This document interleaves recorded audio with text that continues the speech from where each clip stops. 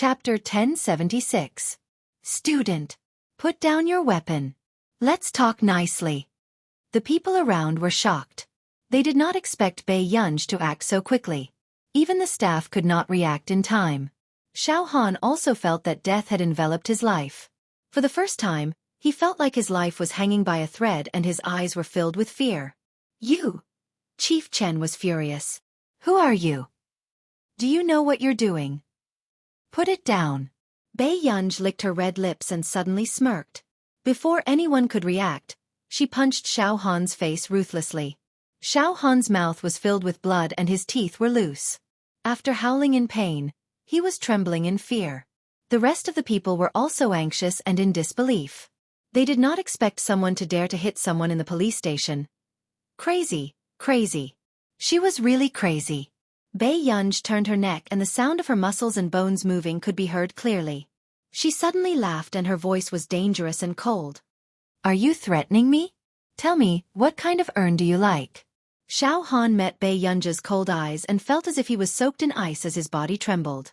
Fortunately, at this moment, Song Yao heard the commotion at the door and immediately opened the door and rushed in.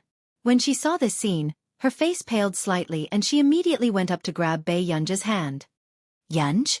Yunj, calm down. The redness in Bei Yunj's eyes faded and she saw Song Yao holding her hand. Are you all right? After Bei Yunj regained her senses, she took a deep breath and said calmly, My hand hurts. Everyone was speechless. Good fellow. Why did it feel like she was being bullied? Then don't be rash. I'll go buy disinfectant cotton for you. It was not the first time Song Yao had seen Bei Yunj unable to suppress her temper. Her fierce appearance was indeed scary. Got it. Bei Yunj replied calmly. Song Yao touched Bei Yunj's head and ran out hurriedly.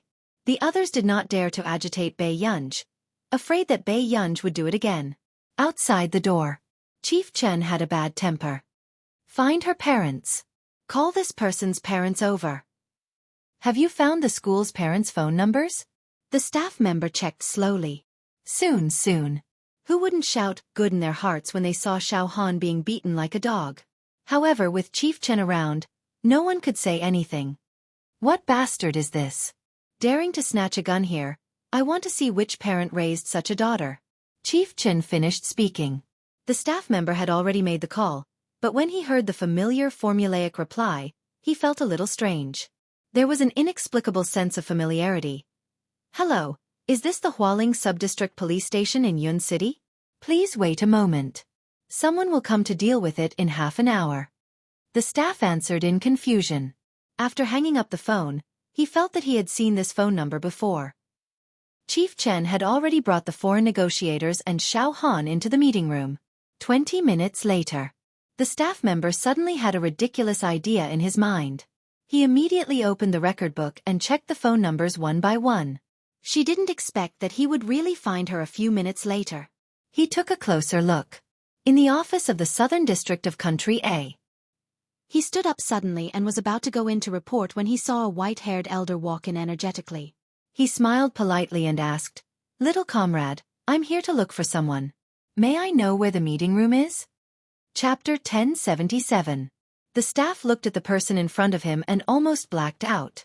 His lips were trembling. Chew. What's wrong with her? Why isn't this girl picking up her phone? Elder Chu turned on his flip phone seriously and kept calling Bei Yunj. He did not expect the other party to suddenly pick up. Before Elder Chu could speak, he heard Chief Chen's unfriendly tone. Bei Yunj's parent? Don't tell me you're not coming? If you're not coming, I'll deal with this child directly. Hearing Chief Chen speak to Elder Chu like this, the staff beside him panicked and did not dare to look at Elder Chu's expression. Knowing that Bei Yunj might have gotten into trouble, Elder Chu's temper was still relatively good. I'm coming. Chief Chen sneered. He did not realize that this voice was exceptionally familiar and hung up the phone. Elder Chu was speechless. Were all the small cadres nowadays so bad-tempered? Elder Chu, I'll handle this matter. The staff carefully looked at the person beside Elder Chu and his heart skipped a beat. Even the person beside Elder Chu was 2 levels higher than Chief Chen. Elder Chu snorted and walked up without explaining. Actually, Elder Chu was unhappy. The news of Bei Yunj becoming the top scholar in the college entrance examination had spread throughout the district. Even Elder Lung had an invitation to the banquet, but he did not. This girl was too heartless. She did not even think about who took care of her like his biological granddaughter when she was training in the district. At this thought, Elder Chu walked up angrily. The staff could not come back to his senses for a long time. Why was it Elder Chu? What are you thinking about? Has Yun's parent gone up? Uncle Lu came over and asked. He also sighed. This child is actually quite good. She likes to help others. It's just that her temper is a little bad. Coming. The staff nodded, feeling a little numb. All right, I'll go up and take a look. After Uncle Lu finished speaking, the staff suddenly called out to him. Uncle Lu. What's wrong? Uncle Lu was puzzled. Please change your clothes. The staff sized him up and said seriously, it's best if you shave your beard and straighten your back. You'll look more energetic. Uncle Lu was speechless. What was wrong with him? It was not like he was meeting some big boss. What was he doing? Upstairs. They didn't expect that after the incident, the Chief Chen of the crematorium still had a cold expression on his face. Bei Yunj didn't know what to think. She glanced at the phone in Chief Chen's hand and then at Xiao Han, who had just finished bandaging his wound. Xiao Han met Bei Yunj twice and was beaten up twice. Each meal was more vicious than the last. Why aren't your parents here yet? Chief Chen asked coldly. Bei Yunj was also impatient. How would I know which side you called? The school's reserved phone number had been changed over and over again by those people who couldn't be provoked. If she asked a few more questions, they would think that she was annoying them. Chief Chen's expression changed. Ridiculous. Don't you know who your own parents are? He sneered. Today, no matter who your parents are, what you've done is enough for you to bear legal responsibility. At that time, even if you are sent to the international border prison, you asked for it. Who do you think you are? Do you think you can be the hero for everything? Bei Yunj's eyes twitched. Before she could say anything, a voice came from the door.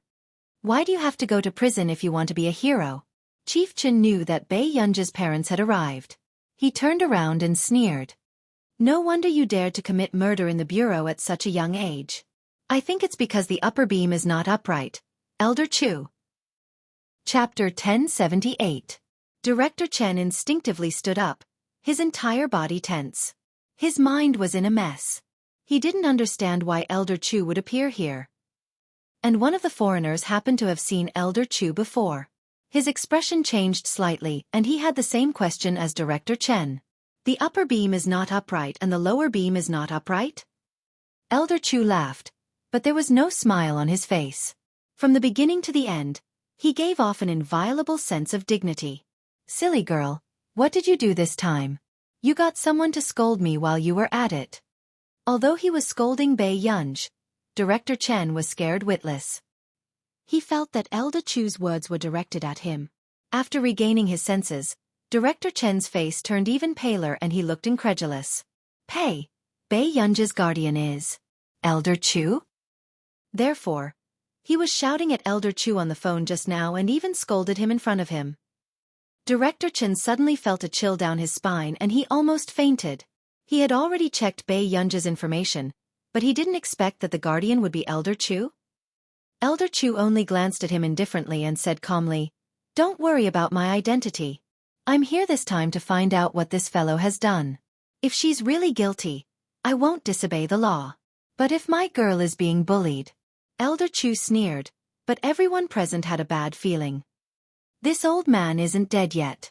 I want to see which dog dares to bite my head. As soon as he finished speaking, everyone's scalps went numb and they didn't dare to look at Elder Chu. Everyone knew that Elder Chu was famous for his bad temper and he never gave anyone face. But it was this kind of Elder Chu who had made countless contributions when he was young. Even many of the main characters in movies and TV series were based on him. At this moment, Director Chen's legs were already trembling. He swallowed his saliva and his eyes were still empty.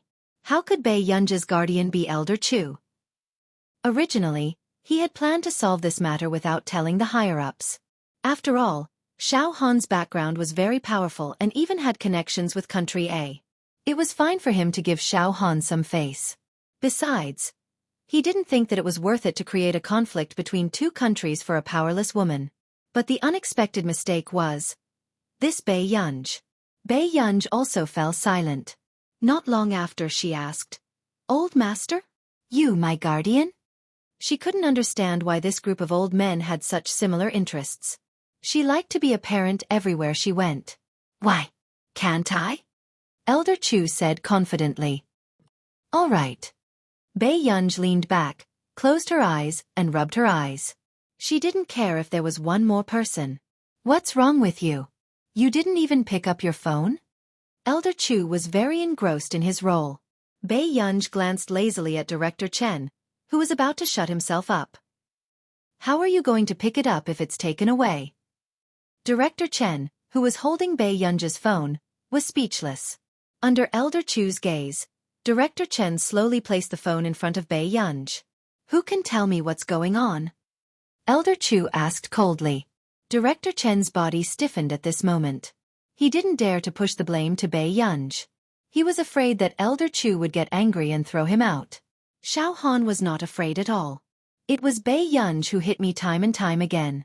She even pointed a gun at me." Elder Chu looked at Bai Yunj. "Did he do that?" Bai Yunj said slowly, "Yes." Chapter 1079. Lai Yunqing laughed sarcastically from behind. She wanted to see with her own eyes how Bai Yunj was asking for trouble. Suddenly, the man beside her walked towards Bai Yunj.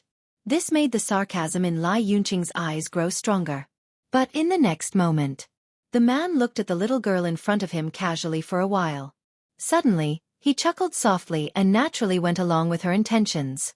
"Then I'll try it first." The man's tone was neither fast nor slow.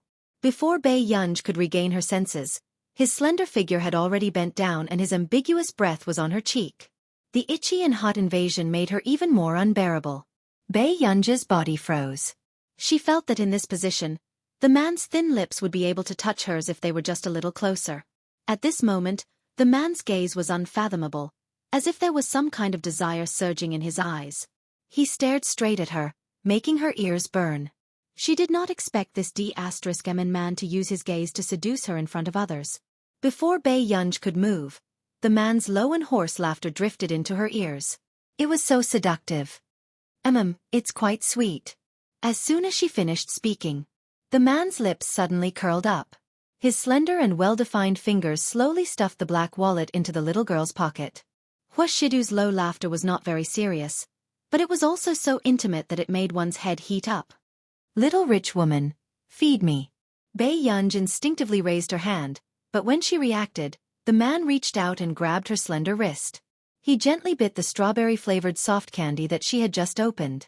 Bai Yunj felt the wetness and heat on her fingertips. Her long and curly eyelashes fluttered violently. The moment she looked up, she saw the man licking his thin red lips. It was so tempting. When Lai Yunqing saw this scene, her face turned green and red. Her face was filled with disbelief. She had also seen the man's intimate and ambiguous behavior towards Bai Yunj just now. How did Hua Shidu know Bai Yunj? And they were so close? At this moment, only Luo Xie glanced at the candy wrapper in Bai Yunj's hand and suddenly froze. Wasn't this the candy wrapper he saw in Nancy's lab? Luo Xie suddenly raised his eyes. His mind had a very frightening guess. He looked at Bai Yunj. "You?" Bai Yunj looked at the man. After resisting the urge to kiss him for a while, she heard Luo speak to her. "What is it?" Luo Xie immediately asked, "Where did you get this candy?" Bai Yunj. A dark look flashed across her eyes, and she said slowly, "I got it from Nancy." Luo Xie unconsciously let out a sigh of relief, but he still asked, "Really?" Bai Yunj was also very patient. "Yes, that's good." Luo Xie immediately relaxed. After looking at Bai Yunj, he also felt that he was thinking too much. Bai Yunj was not even 20 years old. She was probably a few years older than him. How could they be the same person? Suddenly, Bai Yunj saw from the corner of her eye that the back of Hua Shidu's knuckles were slightly red. "Brother, what happened to your hand? Does it hurt?" Bai Yunj held it up and looked at it carefully. Shidu looked down at the little girl in front of him who was nervous about him. His hand was also being rubbed by her warm and soft hand. The corners of his lips curled up. Yes, it does hurt quite a bit. Zhou Yu, who knew the truth, Cui Hengchuan, who had just fainted and was dragged to the hospital, was in even more pain. Bei Yunj looked up and saw the man pursing his lips and smiling. His peach blossom eyes seemed to float up, and the corners of his eyes were slightly raised. The way he stared at her was too voodoo. End of chapter. Chapter 1080. Bei Yunj immediately let go of his hand and turned her face away unnaturally. However, Shidu caught a glimpse of the little girl's red ears as she slowly chewed on the melted soft candy. How did Mr. Hu get to know Miss Pei? Lai Yunqing asked with a stiff smile. But a moment later, Lai Yunqing's expression changed slightly as she realized that the man did not like others probing about him at all. She immediately forced a smile. I didn't expect Miss Pei's identity to be so extraordinary. To Lai Yunqing, what was even more extraordinary was Bei Yunj's methods. She could actually get close to Shidu. Similarly, Lai Yunqing could not hide her jealousy and hatred as she looked at Bei Yunj.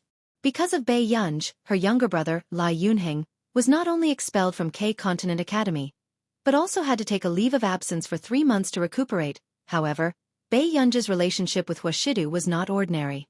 She could not risk the Lai family and offend Shidu. All of a sudden, Shidu reached out and rubbed the space between the little girl's eyebrows intimately with his fingers. The warmth that remained on her skin was ambiguous as he said faintly, Yun, you'll be returning to school in a few months.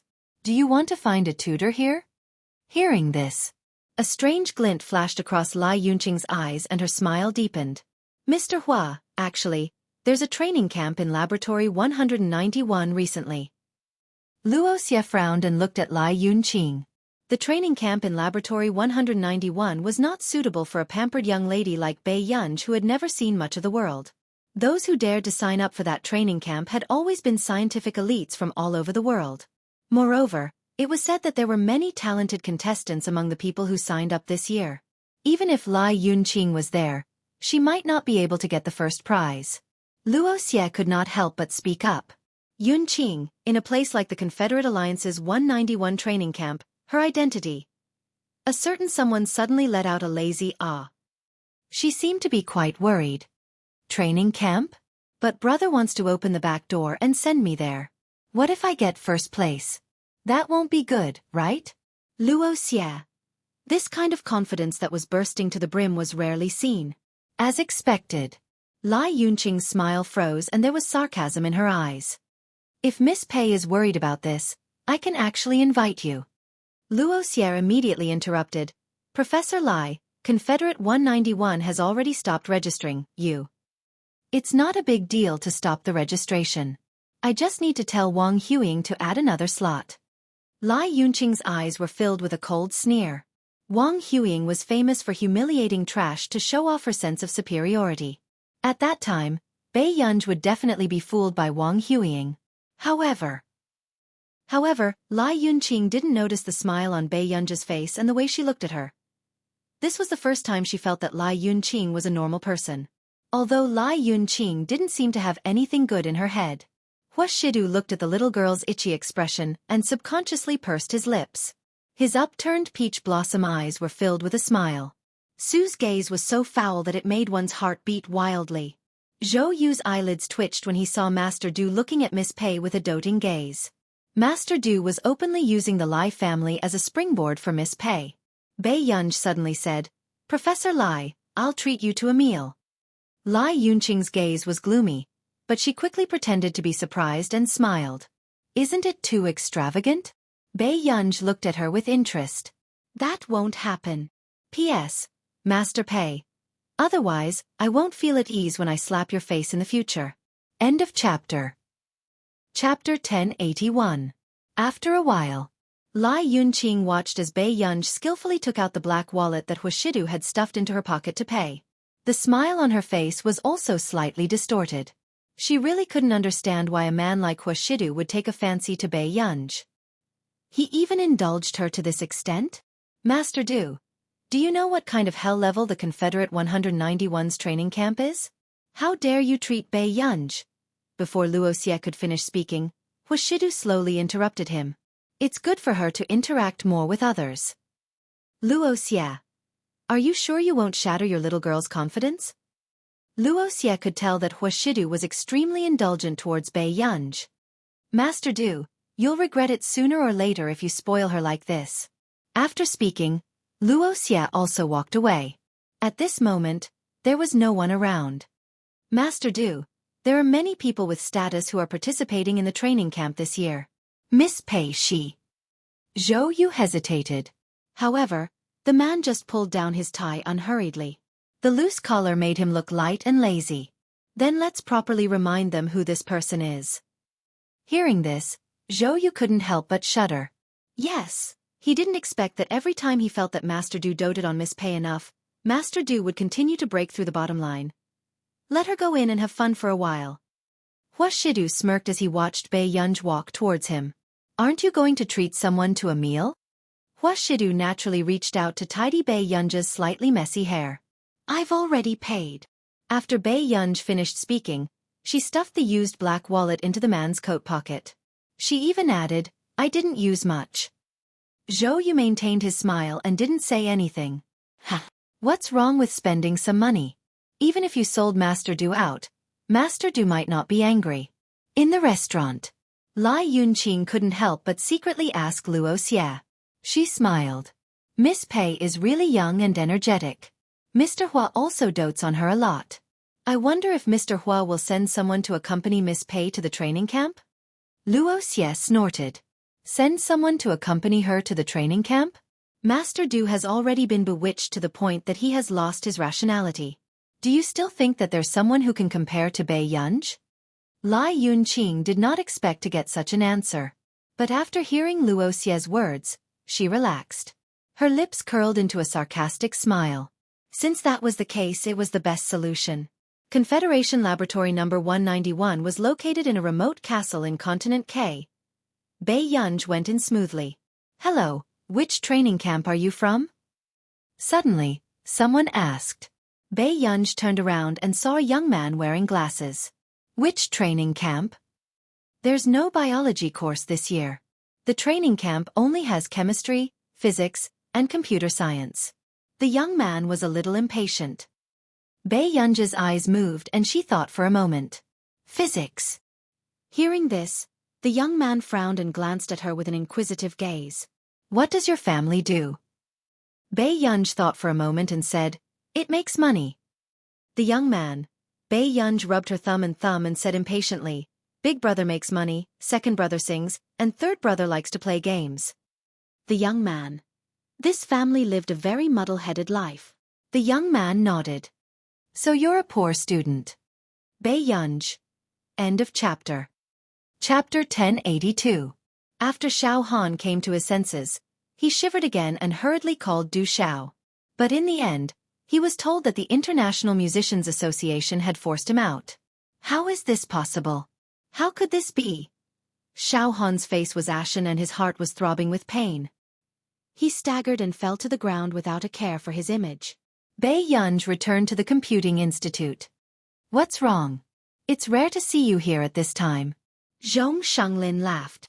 Old master, didn't you find me a doctor recently? Where is he?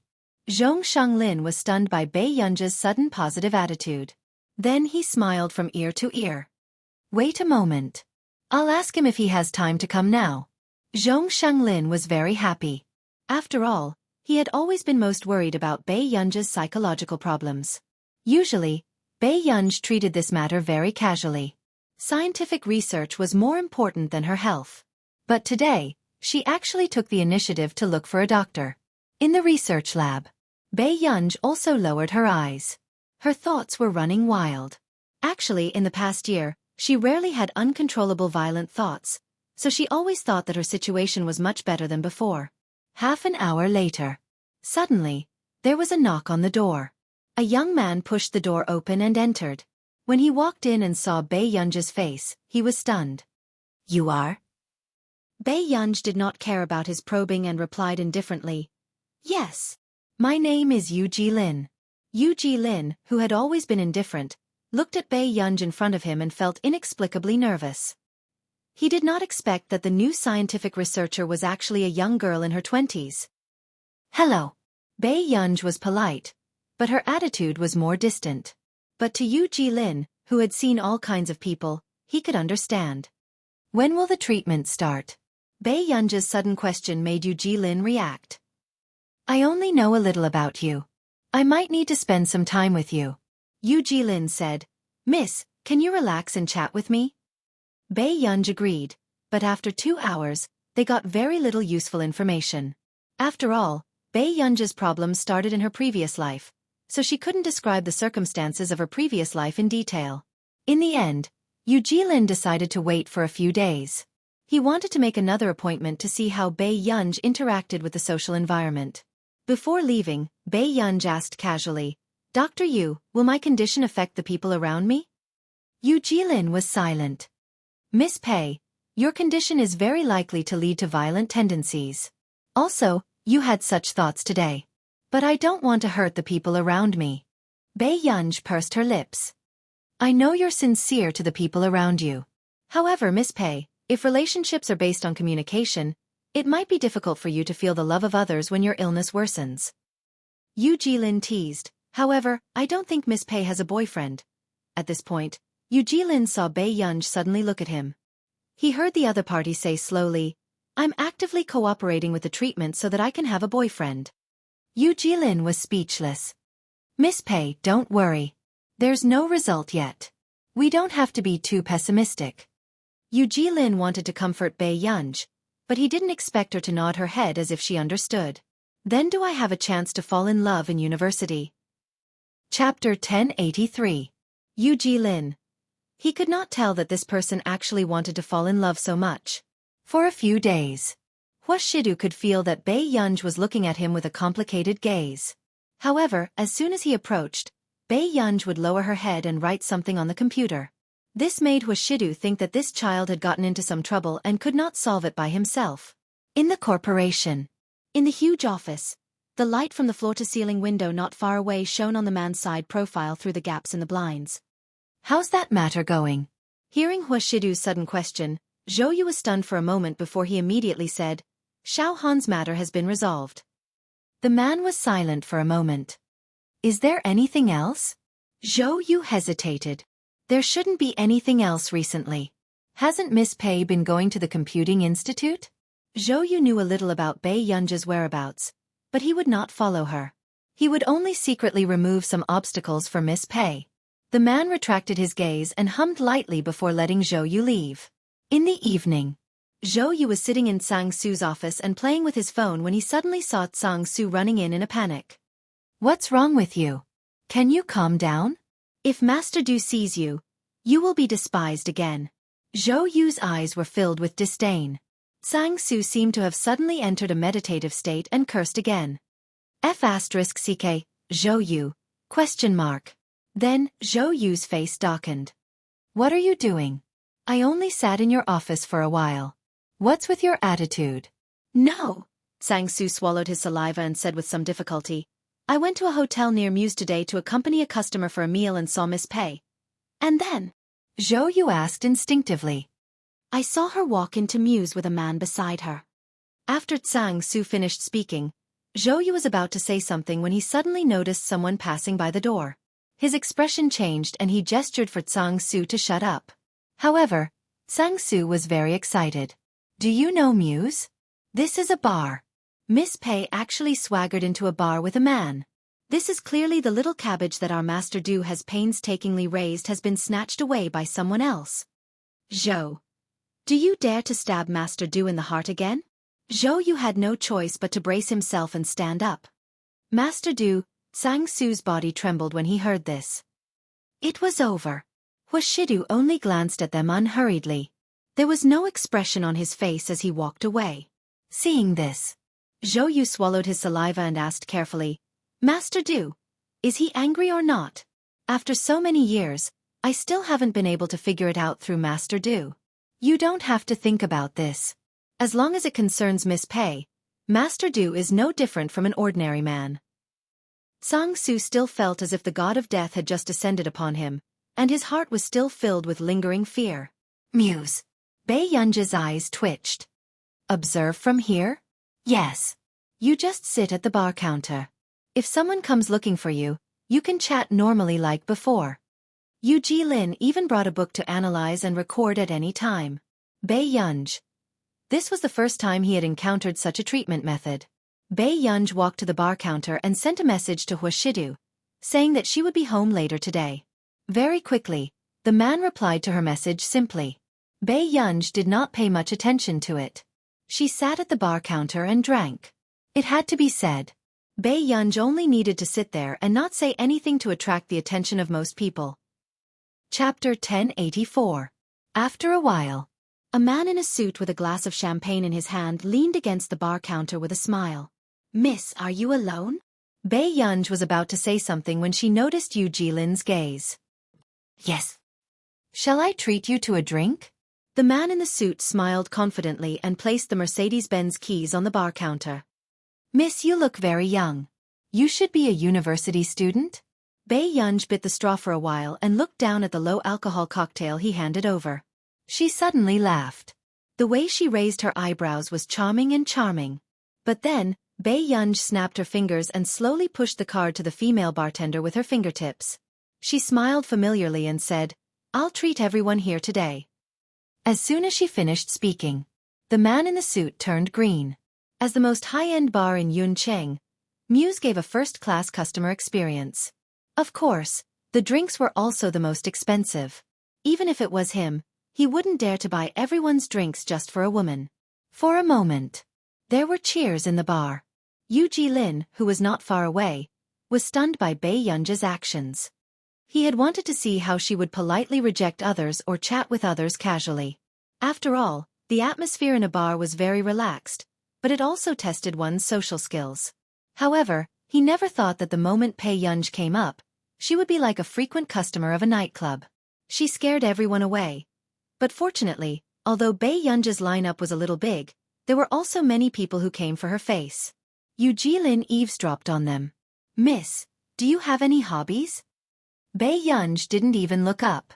Scientific research. It was rare to see two words end a conversation. No one would have thought that flirting with girls would require some scientific research. But fortunately, that person's psychological quality was not bad. He forced a smile and said, Is that so? Actually, I'm more curious. What kind of guy does Miss like? Yu Jilin admired such a straightforward pickup artist. But soon, he heard Bae Yunja's perfunctory and playful tone. Good-looking, gentle, at least 1.85 meters tall. It's best if his surname is Hua. My family once told me my fortune and said, the surname Hua can suppress me. This young lady with bright eyebrows and cold eyes, when she said the last sentence, it made people feel inexplicably flirtatious. The flirting man's smile froze. Not to mention the other characteristics of Bae Yunj, the surname Hua alone was rare in Yuncheng. Sir, are you planning to show me your ID card? Bae Yunj poked the ice twice with a straw and asked leisurely. The pickup guy left awkwardly. Yu Jilin numbly recorded Bae Yunja's devastating rejection. However, just as the next person fearlessly came up to hit on her, Huashidu happened to be not far away from the hall. He looked at the girl at the bar counter who was smiling. She was talking to a young and unfamiliar man. Huashidu's pale-colored eyes were filled with emotions, and the surrounding atmosphere was inexplicably depressed. Sang Su and Zhou Yu's eyes were about to twitch. Why did they encounter such a scene as soon as they entered? At the same time, this was the first time they felt sorry for their Master Du and feared him. His heart ached that Master Du had really been cuckolded by Miss Pei. They were also afraid that Master Du would smash this bar on the spot and turn it into a crematorium. Sang Su's hand hurt from Zhou Yu's poke. He could only think of a way to comfort him. Master Du, don't think too much. Maybe this is Miss Pei's brother? Zhou Yu. Chapter 1085. At this moment, Elder Ma explained, as the laboratory has been busy recently, there is a shortage of manpower, so the physics and computing competitions are combined this year. However, each team should have 2 or 3 computing contestants, so don't worry. The contestants were speechless. Wasn't this a little too cruel? Different professions were worlds apart. They were actually competing together? Not long after, everyone accepted this fact. Actually, everyone knew a little about physics, but it was not necessarily the case for computing. Therefore, the contestants who knew computing were the key. At this moment, Su Jihuan came to her senses and subconsciously grabbed her team member list. She looked at the new member and had a terrifying premonition. Are you Hu Chengzhong or Bian Xiaotan? Du Chaoya's expression was also not very good. He just smiled at her. This smile and silence was already very clear.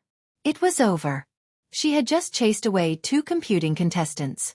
The remaining 4 were all physics contestants. Were they going to lose in one round? Not far away, Wang Huiying saw Su Jihuan chase away the 2 computing contestants and her smile deepened. Originally, she had picked the 2 weakest computer players for Su Jihuan so that Su Jihuan would lose early. She did not expect Su Jihuan to take the initiative to chase them away. I remember that Miss Wang is the same as me. You've learned computing before, right? Tang Fengyin smiled. Wang Huiying turned around and also smiled easily. Yes, it shouldn't be difficult for us. As long as we get first place, the following situation will be very good for us. No problem. Bai Yunj raised her eyebrows and went into the room to look at the competition rules. She was quite surprised. It's really programming. Su Jihuan could no longer hold it in. I'm sorry. I chased away the 2 computing contestants just now. Now, I'll beg them to come back. I definitely won't implicate you guys. However, before Su Jihuan left, she heard Bai Yunj say, no need. This isn't difficult. Tang Yi subconsciously asked, you know computing? A little. After Bai Yunj finished speaking, Du Chaoya frowned again. But the other party has at least 2 or 3 computing contestants. Can you do it alone? Yes. Bai Yunj sat down and turned on the computer. Su Jihuan immediately went over and asked curiously, you've learned it before? When did you learn it? Bai Yunj, I forgot. I haven't touched this thing in a long time. Su Jihuan and the other 2. So how did you manage to remain so calm? Bai Yunj thought that her teammates were silent because they could not understand the game. It's a small game. It's quite simple. It's probably about entering the war zone through a bug and snatching flags. The ranking is determined by the points. However, the others were even more silent. Bai Yunj. Soon the competition began. The 9 war zones with loopholes were opened at the same time. However, because the first 9 battle zones were ranked according to the difficulty, no one disrupted the order and started from the last battle zone. The remaining 3 team members could only watch as Bai Yunj scanned the 9 battle zones and tapped away on the keyboard. But in less than 10 minutes, Su Jihuan saw that Bai Yunj seemed to have changed the battle zone. What was even more eye-catching was that Bai Yunj had jumped out from the last battle zone. Su Jihuan was very anxious. Although she did not understand what Bai Yunj was doing, since there was no increase in points, it meant that Bai Yunj did not get a flag. She wanted to persuade Bai Yunj to start from the simplest battle zone, but she was afraid of hurting Bai Yunj's confidence. P.S. Good night. End of chapter. Chapter 1086. Sir, who are you looking for? Someone asked. Yu Jilin smiled. Miss Pei. At this moment, everyone in the private room felt the pressure around someone become even lower, making it hard for them to breathe. Suyu continued to watch the show. Oh. Sir, what's your relationship with Miss Pei? I'm Miss Pei's. The doctor. Before Yu Jilin could finish speaking, Bai Yunj interrupted him. Just friends. The people around did not think much of it. Yu Jilin raised his eyebrows. He understood that Bai Yunj did not want anyone to know about her illness. Yes. Yu Jilin smiled. However, in the man's eyes, it was a different story. The man suppressed the darkness in his eyes. Under the ambiguous light, even his gaze became unfathomable. Suddenly, Huashidu said unhurriedly, "What do you want to play?" Everyone's eyes lit up. This was the first time Master Du had participated in such a boring and meaningless game. Bai Yunj's eyes twitched. She knew that this man's abnormality today had something to do with her. She immediately said, "Yu Jilin, you can go back first. I'll go back later." With that said, Bai Yunj's gaze fell on Huashidu. Yu Jilin's eyes flashed and he looked at the man beside Bai Yunj. After a while he said, "Okay." He waited for them to leave. Bei Yunj looked at Huashidu and tugged at his sleeve. "Brother." Seeing that his reaction was still cold, Bei Yunj's eyelids twitched. "Miss Pei, are you going to participate?" Suyu asked excitedly and teased. "However, Miss Pei has so many friends. You should play this kind of game often, right?" "Then, haven't I met my match?" Bei Yunj looked at him with a faint smile. She had long been unhappy that Suyu had asked Huashidu out for no reason. "Mr. Su, you're too polite. How can I compare to your skills that you exchanged for your height?" Suyu, who had been exposed again, was speechless. What did she mean? She couldn't bear to scold that person and vented her anger on him. In the end, Bei Yunj still participated, although her gaze was always on Huashidu. Today, Bei Yunj's luck wasn't very good. She had drawn a dare in the first round. It was for Bei Yunj to sing a song with someone of the opposite sex. Bei Yunj had just frowned when Suyu felt the cold gaze of the people around Bei Yunj sweeping over him. "Same sex. I'm wrong. Same sex." Suyu immediately admitted defeat. He couldn't help but curse in his heart. He thought that Master Du would be able to hold on for at least a few days. He didn't expect the slap to come so quickly. "I'll drink." Bei Yunj was not in the mood to sing, so she picked up the glass of wine and drank it in one gulp. "Then, continue." Suyu's eyelids twitched. He didn't expect Bei Yunj to drink such a high alcohol content glass without blushing. Midway, Bei Yunj seemed to be coaxing a certain someone the entire time. The two of them were whispering to each other as if no one else was around. Bei Yunj didn't notice that one of the women sneered and said in a strange tone, "It's really rare to see someone so attached." As soon as she finished speaking, Suyu could already feel the impact of these words. He looked at Huashidu nervously. However, he didn't expect that the next person to be drawn would be Huashidu. The game requirement: both of them eat a chocolate bar. The atmosphere was cold. Bei Yunj pursed her lips when she saw Huashidu actually reach out and casually pick up a chocolate bar. She was one step faster and held his hand. "Huashidu." Chapter 1087. The man looked up and met her eyes. Even the light in the depths of his eyes was hidden. "You're not letting go?" Bei Yunj had been coaxing him for a long time, but when she heard such a casual sentence, she was instantly angered. Very soon, Bei Yunj let go of his hand. She did not intend to continue serving this man. Her beautiful eyes curved. "All right then, Mr. Hua, take your time." With that said, Bei Yunj casually took a few chocolate bars from his hand and took a bite of the chocolate bar. "The chocolate tastes good." With that said, Suyu saw that Bei Yunj really dared to take a few chocolate bars. Without looking at her, he turned around and walked towards the door. Suyu had already started to imagine how dark Huashidu's expression would be. But then, no one expected it. The man suddenly grabbed Bei Yunj's wrist and pulled her back. Before Bei Yunj could react, she looked up. The man suddenly bent down and gently bit the chocolate bar in her mouth. Bei Yunj's body froze. The few chocolate bars in her hand were crushed and fell to the ground. Just as she regained her senses, Bei Yunj suddenly bumped into the man's dark gaze. Faced with such a situation, Bei Yunj's experience was zero, but the man was like a natural hunter. Faced with Bei Yunj's stiffness and absent-mindedness, he suddenly pressed her palm neither lightly nor heavily, as if he was punishing her, but also as if he was reminding her to focus. He bit the chocolate bar an inch closer. And Bei Yunj could feel that the aggressive aura was far more than that. Along with that, the man's fingers caressed her palm, intentionally or unintentionally, making her feel hot all over. After regaining her senses again, Bei Yunj's ears turned hot from the man's fixed gaze. She subconsciously wanted to retreat. However, the man quickly grabbed the back of her neck with one hand, not giving her any chance to retreat. At this moment, when Bei Yunj looked up again, the man was already close to her. His breath mingled ambiguously, and his lips seemed to be close enough to touch hers, however. The man did not get any closer to bite this most ambiguous game ending point. Instead, he gently pinched the back of the girl's neck, which made Bei Yunj weak all over. She subconsciously understood his coaxing and hinting. Without hesitation, she approached him in a reckless and naive manner, and gently bit into the last bit of biscuit. Her lips also lightly touched the man's warm thin lips. The man let out a low laugh of pleasure from his throat. He smoothed the hair on the back of her head. Good girl. 3 seconds later. Bei Yunj licked her lips as if she hadn't had enough, but she happened to notice the gazes around her. He was too careless. She was so seduced by the D*MN man that she forgot about the onlookers around her. At this moment, no one dared to kick up a fuss.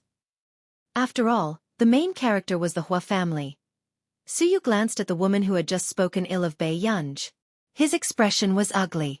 Then, he looked at Hua Shidu and could not help but laugh. This person had been completely defeated. It was just a casual remark, yet he took it so seriously. I'm going out to take a breather. Even Bei Yunj could not ignore the meaningful gazes on the scene.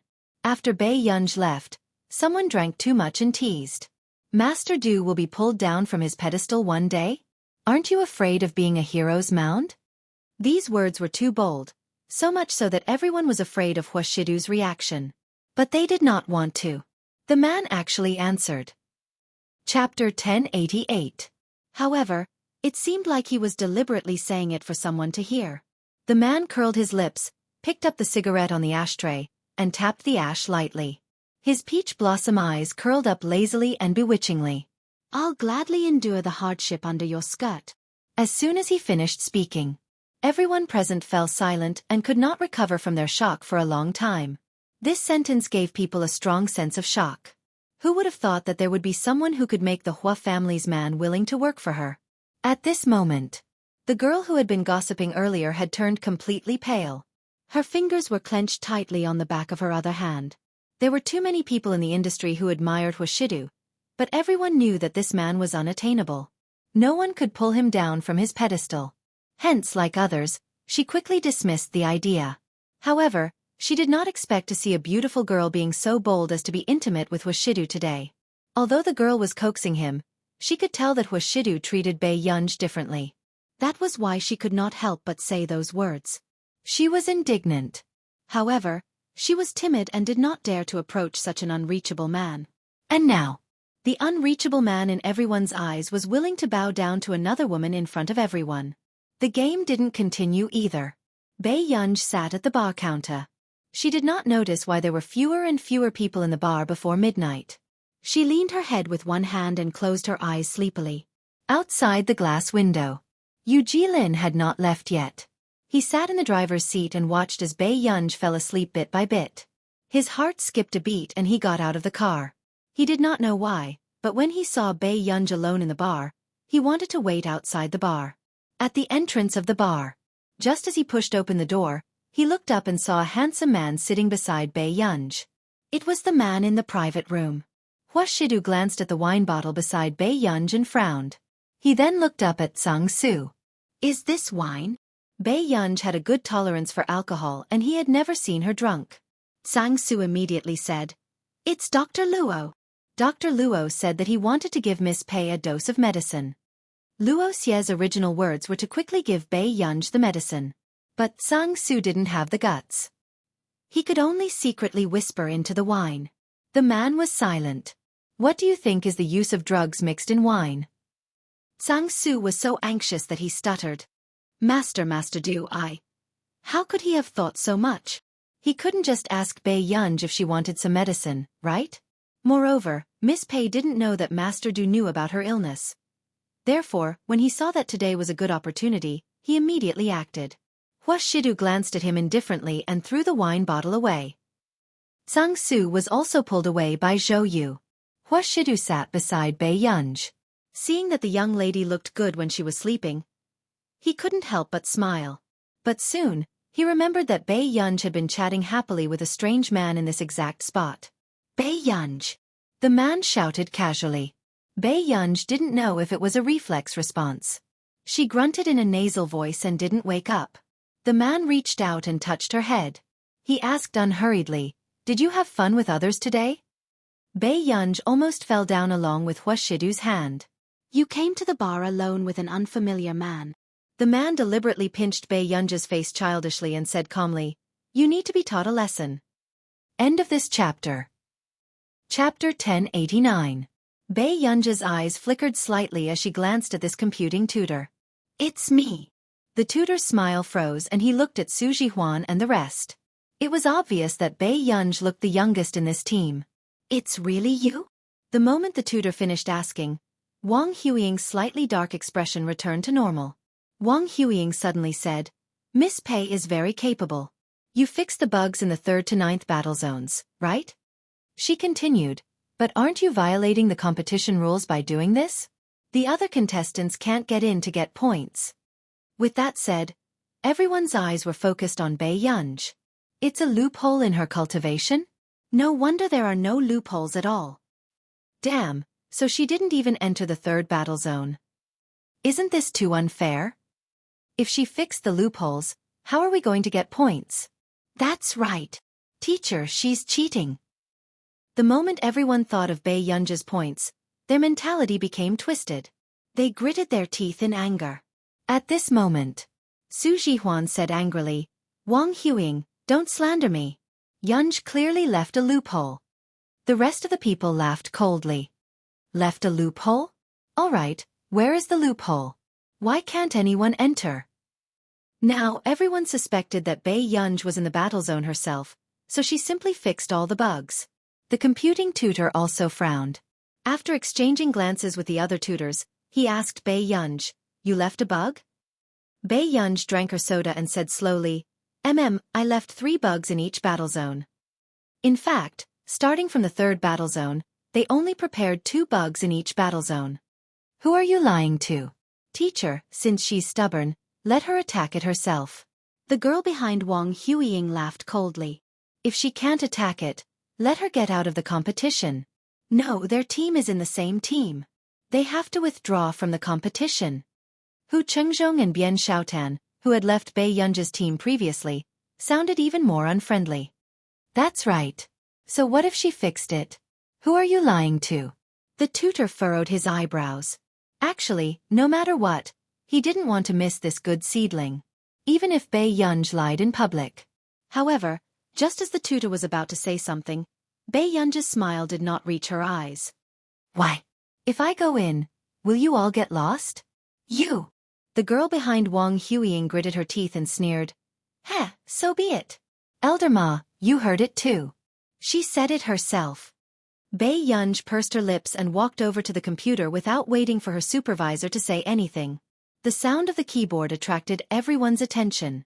But not long after, everyone saw the interface open. What's going on? 1, 2. The person beside him counted the number of people and couldn't control his volume. 7 battle zones opened at the same time? The instructor's expression also changed. He looked at Bei Yunj in disbelief. Did this girl really leave a bug? A computer player murmured, I remember that it's possible to fix bugs in the war zone in the international competition, as long as the player leaves clues. So, Bei Yunj didn't break the rules. However, it wasn't that difficult for top players like them to find bugs in normal competitions. But Bei Yunj's bug was not even discovered by the tutor. This time, the girl beside Wang Huiying turned pale and her voice trembled. How is this possible? Have you thought about how you're going to get lost? Her lazy and smiling voice had a hint of hostility. P.S. Good night, end of chapter. Chapter 1090. Who knew? The man slowly retracted his gaze and denied it lazily. No. Bei Yunj. Before preparing to go to the hospital for a physical examination, Bei Yunj finished her breakfast and sat under Hua Shidu's sofa to read documents. After the weather turned cold, the carpet on the floor was replaced by a Persian carpet. Bei Yunj preferred to lean on the coffee table with one hand and glance at the man's side profile out of habit. After a while, Bei Yunj heard Hua Shidu talking to someone on the phone. The other party should be an older elder. Before hanging up the phone, he happily introduced his niece who had returned from studying overseas to Hua Shidu. Hua Shidu blocked him without revealing anything. He only said that he had a delicate girl at home and was not in the mood to care about others. He did not name him, but the other party was a smart person and quickly understood what Hua Shidu meant. It turned out that this person from the Hua family was already hiding a mistress. You're not going to continue reading? Hua Shidu saw the little girl staring at him. I'm done. Bei Yunj leaned her head against the sofa, her black hair falling loosely. As usual, she played with the man's slender fingers in boredom. Hua Shidu was also used to Bei Yunj scratching his palm a few times like a cat when she had nothing to do. She also played happily. Even Sang Su was numb when he saw this scene. Bei Yunj suddenly asked, "Brother, do you have a drinking session today?" She heard it over the phone just now. "Yes, I'll be back later." Hua Shidu did not even look up. As soon as he finished speaking, there was no sound in the living room. Bei Yunj looked at Hua Shidu's serious side profile. When the man was working, his sleeves were also rolled up elegantly, revealing his beautifully muscled forearms. His pale-colored pupils were less frivolous, but they were even more attractive. After a while, Hua Shidu felt an itch on the back of his hand. He turned around and did not know what the little girl was doodling on his hand. However, he did not resist. He just wanted her to be happy. It was only when Hua Shidu finished reading all the information and left with Sang Su that he remembered what he was doing. Hua Shidu looked down and saw that Bei Yunj had drawn a watch on his wrist. Sang Su was also caught off guard when he saw Bei Yunj's masterpiece. Miss Pei was as brave as ever. There was no one more arrogant than Miss Pei. And then, what made Sang Su's eyelids twitch wildly was that the man who had been carelessly doodled on his hand was not angry at all. Instead, he suddenly laughed. Even Sang Su could sense the pleasure in the man's chuckle. "Master Du, you." Sang Su gradually could not understand Hua Shidu's emotional fluctuations. Hua Shidu slowly untied the expensive watch in his hand and threw it into the groove of the car door. When they were in the car, she would admire her child's drawing skills from time to time. Sang Su. It was really over. Miss Pei must have cast a goose spell on Master Du at the drinking party. The man didn't bother to hide the watch on his wrist. Everyone who saw it had the same question in their minds. Who had the guts to draw a watch on Master Du's hand? "Shidu, your watch." One of them was an uncle who had taken care of Hua Shidu in the past. Everyone's gaze landed on Hua Shidu. Who knew? This was the first time they saw it today. Hua Shidu's lips curled up. Even his tone was indulgent. "Someone at home reminded me to go home on time." At this moment, Sang Su realized that the time on the clock was exactly 10:30. Chapter 1091. Elder Ma's anger made the entire place fall into silence. But in the next moment, Su Jihuan muttered beside Bei Yunj, "Yunj, don't think too much. There's a reason why they hate people who come from computing backgrounds."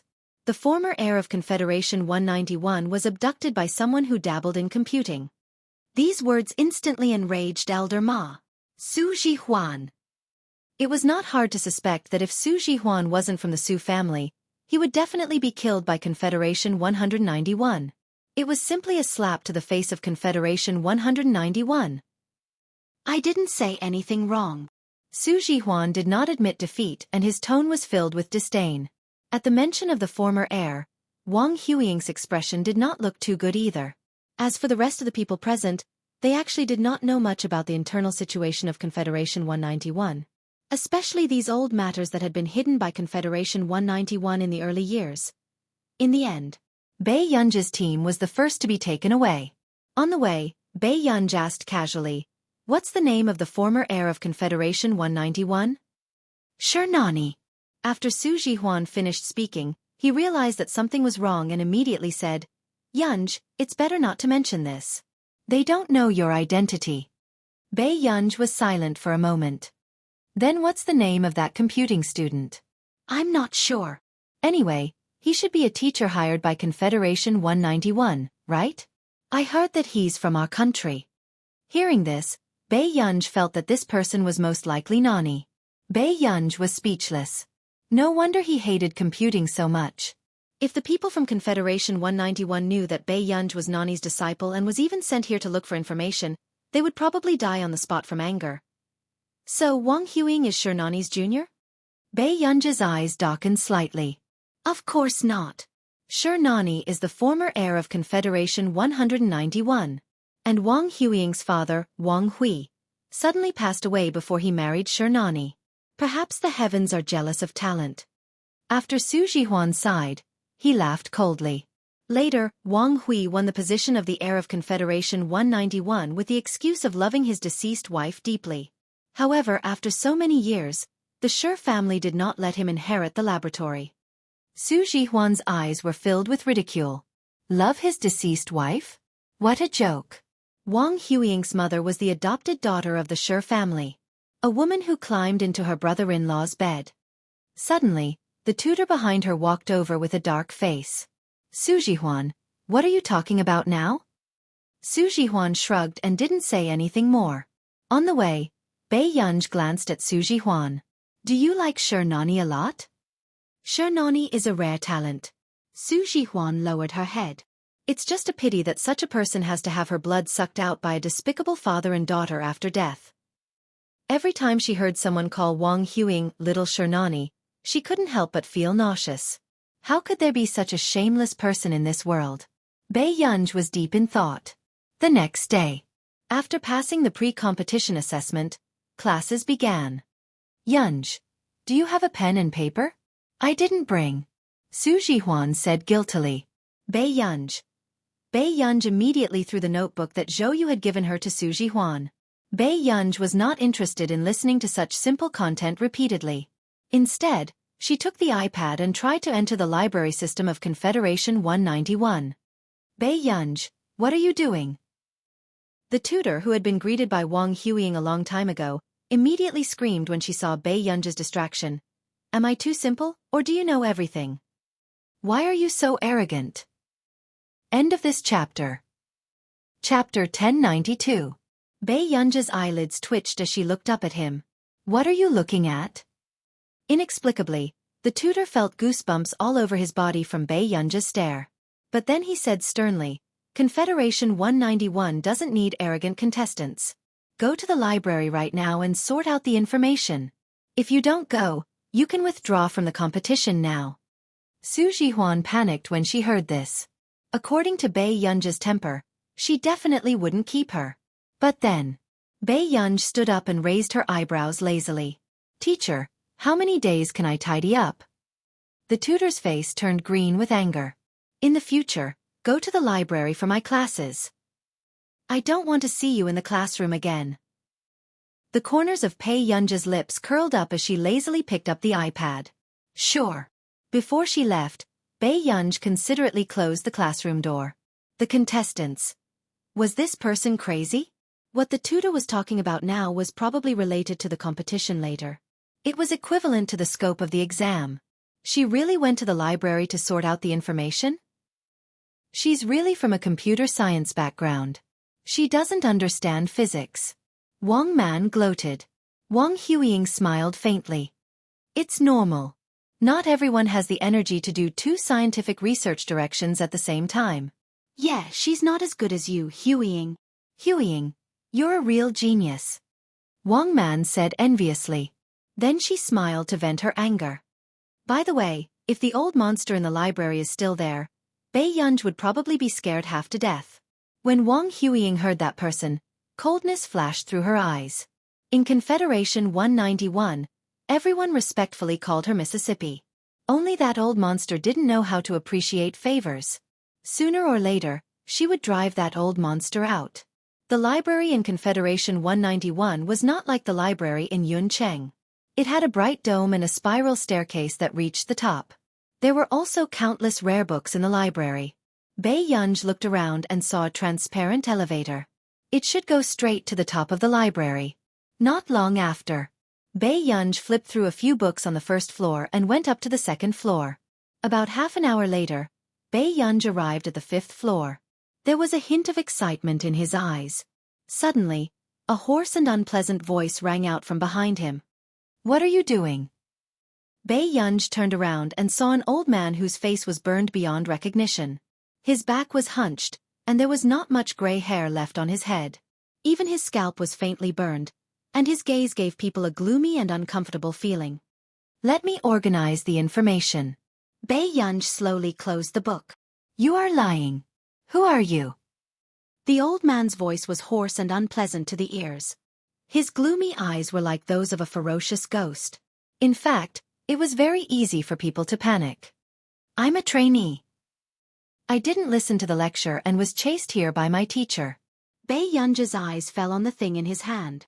Are you repairing books? The old monster froze. It's none of your business. Old mister, this thing must have been repaired for a long time, right? Actually, I can help you. Bei Yunji's words made the old monster sneer. I've repaired it. Can I have a look at this book? Bei Yunji picked up the book in his hand. The old monster looked at it and unconsciously narrowed his eyes. Can you really understand this book? It's a bit interesting, but the description is quite immature. Bei Yunji said unhurriedly, It's a book from more than 20 years ago, right? End of chapter. Chapter 1093. The old monster raised his head abruptly and stared at Bei Yunji. After a long time, he said, What's your relationship with Confederation 191? Bei Yunji's lips curled into a smile that did not reach her eyes. Nothing. The old monster was silent for a moment before turning to leave. Come with me. Walking downstairs, Bei Yunji came to a place that looked like a front desk. She also saw some tools to repair books inside. If you can't fix it, I'll get the people from Confederation 191 to chase you out. The old monster was very heartless. Bei Yunji raised her eyebrows and sat to the side to put on her gloves. She said slowly, I didn't say that I could restore this book. But I can restore the contents of the book. You! After being deceived, the old monster's eyes widened in anger. What's so important about a book? The original owner wants to preserve the contents of this book more. After Bei Yunji put on her thin glasses, she slowly flipped through the old book. The old monster was stunned when he saw Bei Yunji write down the missing content of the book bit by bit. Can you really understand this book? Yes. The old monster continued to ask, Are you a physics student? I'm a computer science student. When the old monster heard this, he was first stunned, then suppressed his anger. There aren't many good people who study computer science. Bei Yunji. Fine. As Bei Yunji wrote the information, she said leisurely, Then do you want me to find a few good people who study physics to help you restore the contents of the book? The old monster. It was not that he had not tried, but in the entire Confederation 191, only this girl in front of him could restore Miss Nanyi's book. Little girl, are you really a computer science student? The old monster remembered that Miss Nan-yi was in her 30s when she wrote this book. But this little girl looked to be at most 20 years old, and she was a computer science student? Yes. Does the author of this book have any other books? Bei Yunji continued, I want to understand her other books so that I can be more accurate. When the old monster heard this, he looked suspiciously at Bei Yunji's restored content. But not long after, his turbid eyes shook. The content that this girl had restored was actually the same as what Miss Nan-yi had written back then? The old monster suddenly looked at Bei Yunji. This little girl's talent was too terrifying. Even Miss Nani couldn't compare to her. But if Miss Nan-yi was still alive, she would definitely want to take this girl as her disciple and pass down her lifetime's research. The old monster's eyes dimmed for a moment, but soon, he suddenly raised his head and said hoarsely, Little girl, are you willing to take a dead man as your master? Bei Yunji's hands trembled. What kind of question is this? Soon Bei Yunji said, Old mister, stop being so superstitious. When she was alive, she always wanted to find a talented disciple. I want to help her fulfill her long-cherished wish. Then please consider Wang Huiying. Although Bei Yunji felt that the author's book was interesting, she also had a master. But unexpectedly, when the old monster heard this, his tone was full of sarcasm. How can she be worthy of being Miss Nanyi's disciple? She's just the product of a genetic experiment. Bei Yunji looked up at him. Genetic experiment? The old monster laughed. Little girl, you haven't heard of it, right? That girl is just an experiment. She's different from someone like you, who is favored by God. P.S. Good night, end of chapter.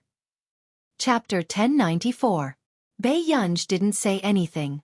She just continued to read the book. Although genetic experiments were rare, Bei Yunji had met a living example in her previous life.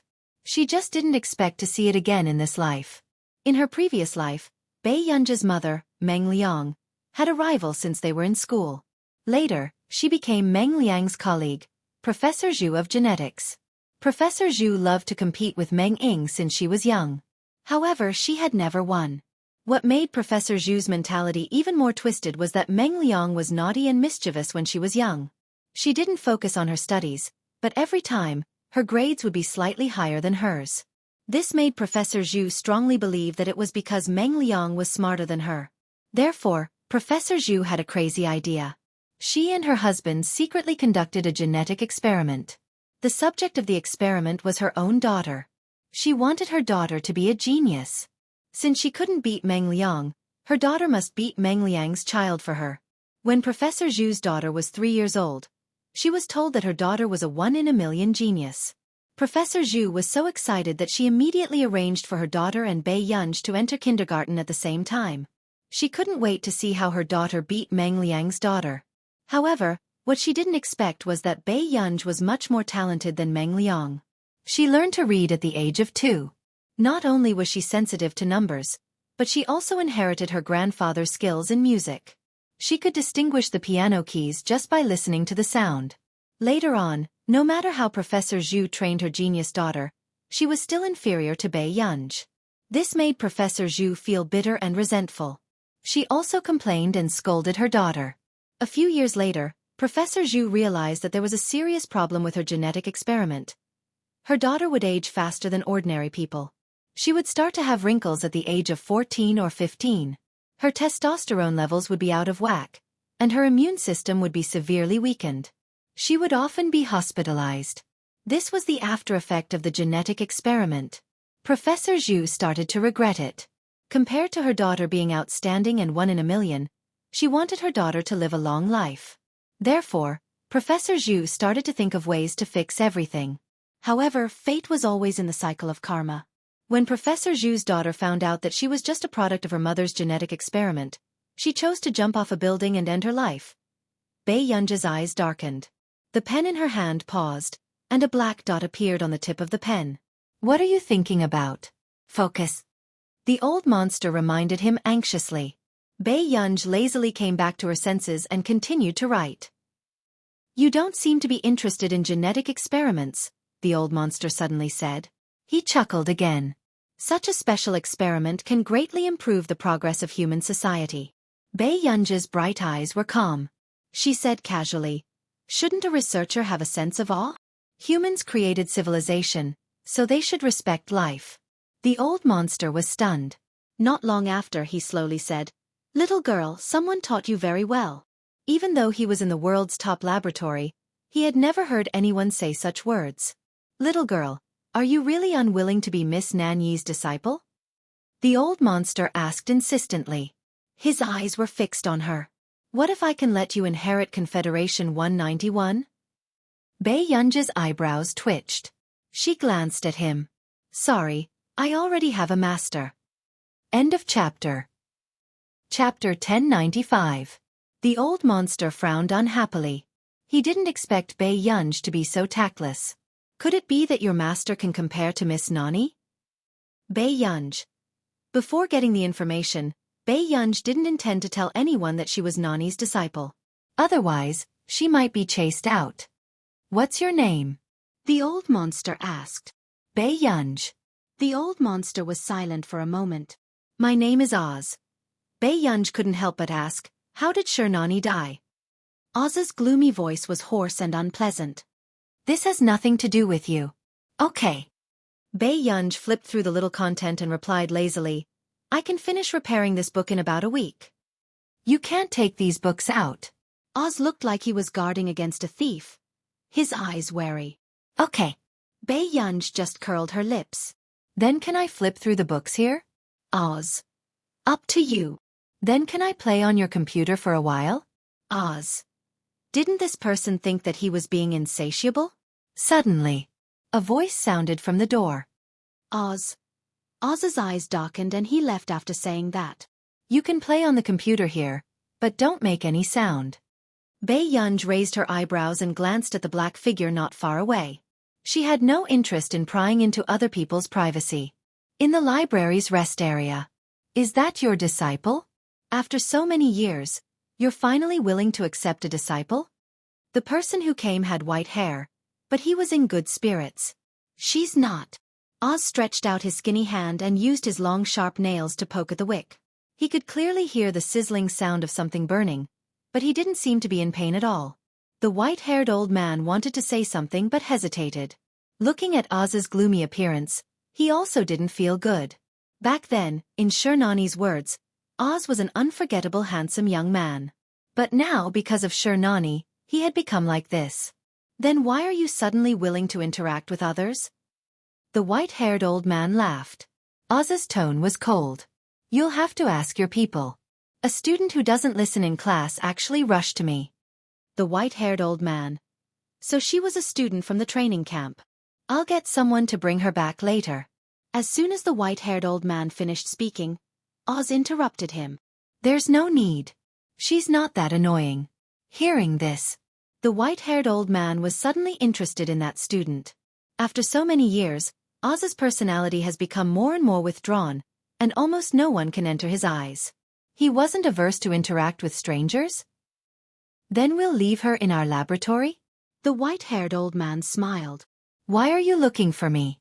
Oz asked impatiently. As soon as he finished speaking. The atmosphere, there was a moment. I promised Wang Hui that as long as Wang Huiying can get first place in this year's training camp, I will relinquish my authority. In an instant, Oz slammed the table and stood up. His ugly face was ferocious and his hoarse voice was gloomy. What did you say? Yunts BTSS. STS, you want to let a person who killed your daughter take over Confederation 191? Oz, I'll say it again. Don't spout nonsense if you don't have evidence. Master Shi pursed his lips. Nani is dead. Confederation 191 needs a new successor. Although Wang Hui isn't qualified, Wang Huiying is a 1 in a million talent. Moreover, Wang Huiying's mother is also a member of the Shi family. End of chapter. Chapter 1096. Hearing this, Oz smiled. I was wondering how a despicable person like Wang Hui would dare to get that adopted daughter pregnant. It turns out that he had calculated that you would give up your power because of this relationship. I've already made a decision. I'm just informing you now. The head of the Shi family was silent for a moment before he looked deeply at Oz. Confederation 191 is already declining. Wang Hui has also pressured me for a long time. If I don't give up my power, he will take away some of the core researchers and Wang Huiying. Oz, the laboratory needs a genius like Wang Huiying. Her future will bring Confederation 191 back to its peak. But she's just a test subject. Oz was furious. The head of the Shi family's tone was calm. But you have to admit that only Wang Huiying can inherit Nani's mantle. Unless you can find someone more suitable than Wang Huiying. Otherwise, once this competition is over, I'll give up my power. With that said, the head of the Shi family turned and left. Oz's expression was terrible. Dad, why are you here personally? Wang Huiying asked in surprise when she saw Wang Hui. Wang Hui smiled and said, Huiying, Dad has something to talk to you about. Wang Huiying said, Dad, tell me. No matter what, you have to get first place in this competition. Wang Hui's tone was unprecedentedly excited. Huiying, your dad's hope. As long as you can get first place in the training camp, your grandfather will completely give up his power to me. I've been waiting for this day for too many years. You mustn't disappoint Dad. Wang Huiying's tone was weak. Don't worry, Dad. How many times have I gotten first place since I was young? She said disdainfully, Grandpa should have given up his power a long time ago. Compared to my mother, he has always liked his biological daughter, Shi Nani. He has never admitted my identity to the public. Huiying, as long as you can win, you will be the one and only elder young miss of Confederation 191. Wang Hui's eyes were determined. When the time comes, Confederation 191 will be ours. A few days passed. In the classroom. Yunj, look at the results of our competition this time. It's almost done. Su Jihuan grabbed Bei Yunj's hand and said excitedly, when the time comes, we might be able to enter the top 5. Pei Yunj raised an eyebrow and walked towards Su Jihuan. She found that these 3 people's standards were indeed not bad. Especially that Tang Yi. You don't need me to do anything? Bei Yunj asked. Su Jihuan patted his chest. No need, you can just lie down and win. Bei Yunj smiled. Okay. She didn't plan to get a good ranking. She just wanted to get the information as soon as possible. Bei Yunj and Tang Yi analyzed their semi-finished products and made a few suggestions before returning to the library. On the other hand, Tang Yi could clearly feel that Pei Yunj's suggestion was more valuable than the previous mentor's suggestion. The library. Seeing Bei Yunj walking around in front of him every day, Oz couldn't help but ask, "Aren't you a contestant? Why don't you go to the competition?" "My teammate said that I can just lie down and win." After Bei Yunj finished repairing the books, he had been flipping through the books on the 4th and 5th floors. He didn't care about the competition at all. Oz. He was really crazy. At first, he actually thought that she could win against Wang Huiying. However, when Oz went downstairs angrily and wanted to check the information of the other contestants, Bei Yunj suddenly received a call. "Yunj, come quickly. Something happened." Su Jihuan was so anxious that she was about to cry. There's actually a written test in the second round of the competition, but there's less than an hour before the deadline. End of this chapter. Chapter 1097. What written test? Bei Yunj paused. "I don't know either. No one informed us about this at all. How could this be?" Su Jihuan was extremely anxious.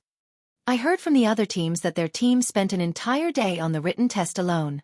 Besides, the results of the written test account for 40% of the total results." With that said, Bei Yunj heard Su Jihuan talking to Tang Yi softly and thought that she wouldn't be able to hear her. "Brother Yi, it doesn't matter if Yunj knows about this or not. Why don't we let her continue playing? Anyway, she's a computing contestant and can't help." Bei Yunj was speechless. Tang Ye's eyelid twitched and he quickly took the phone. "Yunj, why don't you come over and we'll do it together? Send me a website address first." Bei Yunj walked to the front desk, turned on the computer, and logged into the written test website. She found that there were about 300 questions. "Yunj, these questions are quite difficult. Let's do it together." Before Tang Yi could finish speaking, Bei Yunj's eyes darkened and she immediately said, "It's too late. I'll do these questions. You guys continue to complete the report." With that said, Bei Yunj hung up the call. On the other hand, Su Jihuan regained her senses and felt suffocated. "Brother Yi, are we really letting Master Pei do this alone? This written test accounts for 40% of the results. If the results of the written test were bad, they might be eliminated in the second round." Tang Yi pursed his lips and could only be firm in the end. "Let's go and complete the report first." But Su Jihuan wanted to say something but hesitated. In the end, she could only lower her head and sigh dejectedly. This time they were finished. The second round of the written test? Oz glanced at Bei Yunj and then at his watch. There's only 50 minutes left. There are nearly 300 questions. How did you finish it? Before he could finish asking, in the next moment, he saw Bei Yunj staring at the screen with all her attention. The speed at which she was doing the questions was shocking. The speed at which she was doing the questions did not seem like she was doing it seriously. Could it be that this lass was writing blindly? Oz frowned and walked behind Bei Yunj to watch. However, before he could even finish reading the questions, Bei Yunj would move the keyboard and erase the questions. Oz's eyes hurt and he could only step aside to observe Bei Yunj. If Bei Yunj had been working on the questions seriously, she wouldn't have been able to concentrate on the questions for an hour. But after more than half an hour, Oz barely saw Bei Yunj move. Her eyes were only fixed on the screen. Oz's eyes were dim and inexplicably lost. That's true. How could he finish the Confederation 191 written test in 50 minutes? No one else would be able to do this. 50 minutes later. Bei Yunj also finished answering the questions and submitted her written answers in the last 3 minutes. She unconsciously heaved a sigh of relief. She closed her eyes and lowered her head, her fingers slowly massaging the back of her neck. Suddenly, Oz's gloating voice sounded. "It seems that once the results come out, you'll have to leave Confederate 191. Before Bei Yunj could speak, she saw a text message from Su Jihuan. "Su Jihuan. Master Pei, are you done? How did it go?" When Bei Yunj saw it, she raised her eyebrows lazily. "Oz, let's make a bet." Oz asked, "What are we betting on?" "Let's bet on whether our team can get into the top 3. Bei Yunj's lips curved as she picked up her phone. Soon, Su Jihuan received the message. "There's no choice. We can only rely on you guys." Su Jihuan. End of chapter. Chapter 1098. Su Jihuan's mind suddenly went blank. "We're done for. What do you think?" Du Chaoye and Tang Ye's eyes fell on it. Su Jihuan smiled stiffly. Maybe we can only take a gamble. Tang Yi and Du Chaoye. After that bet, Oz found that Bei Yunj had been reading on the 6th floor for 3 consecutive days. Oz couldn't help but ask, didn't you want to get into the top 3? Why are you holed up here? They can do it. Bei Yunj turned a page and leaned lazily on the floor. Oz, don't you have a cushion or something? The floor is a bit hard. Oz's face darkened. I don't have time to serve you like an ancestor. Fortunately, he didn't let this girl become Miss Nani's disciple. Although this girl was talented, she was too confident. Sooner or later, she would suffer a big loss. Oz couldn't help but mock. Little girl, don't cry when you lose. Time passed. It was finally the day of the announcement of the results. Bei Yunj had just sat down when she realized that Su Jihuan and the other 2 had dark circles under their eyes. Her eyelids twitched. What are you guys doing?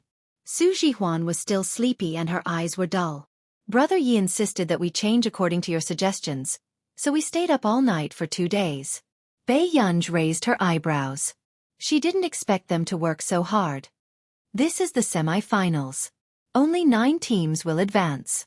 Su Jihuan clutched her little heart and continued, I hope we're lucky and can advance.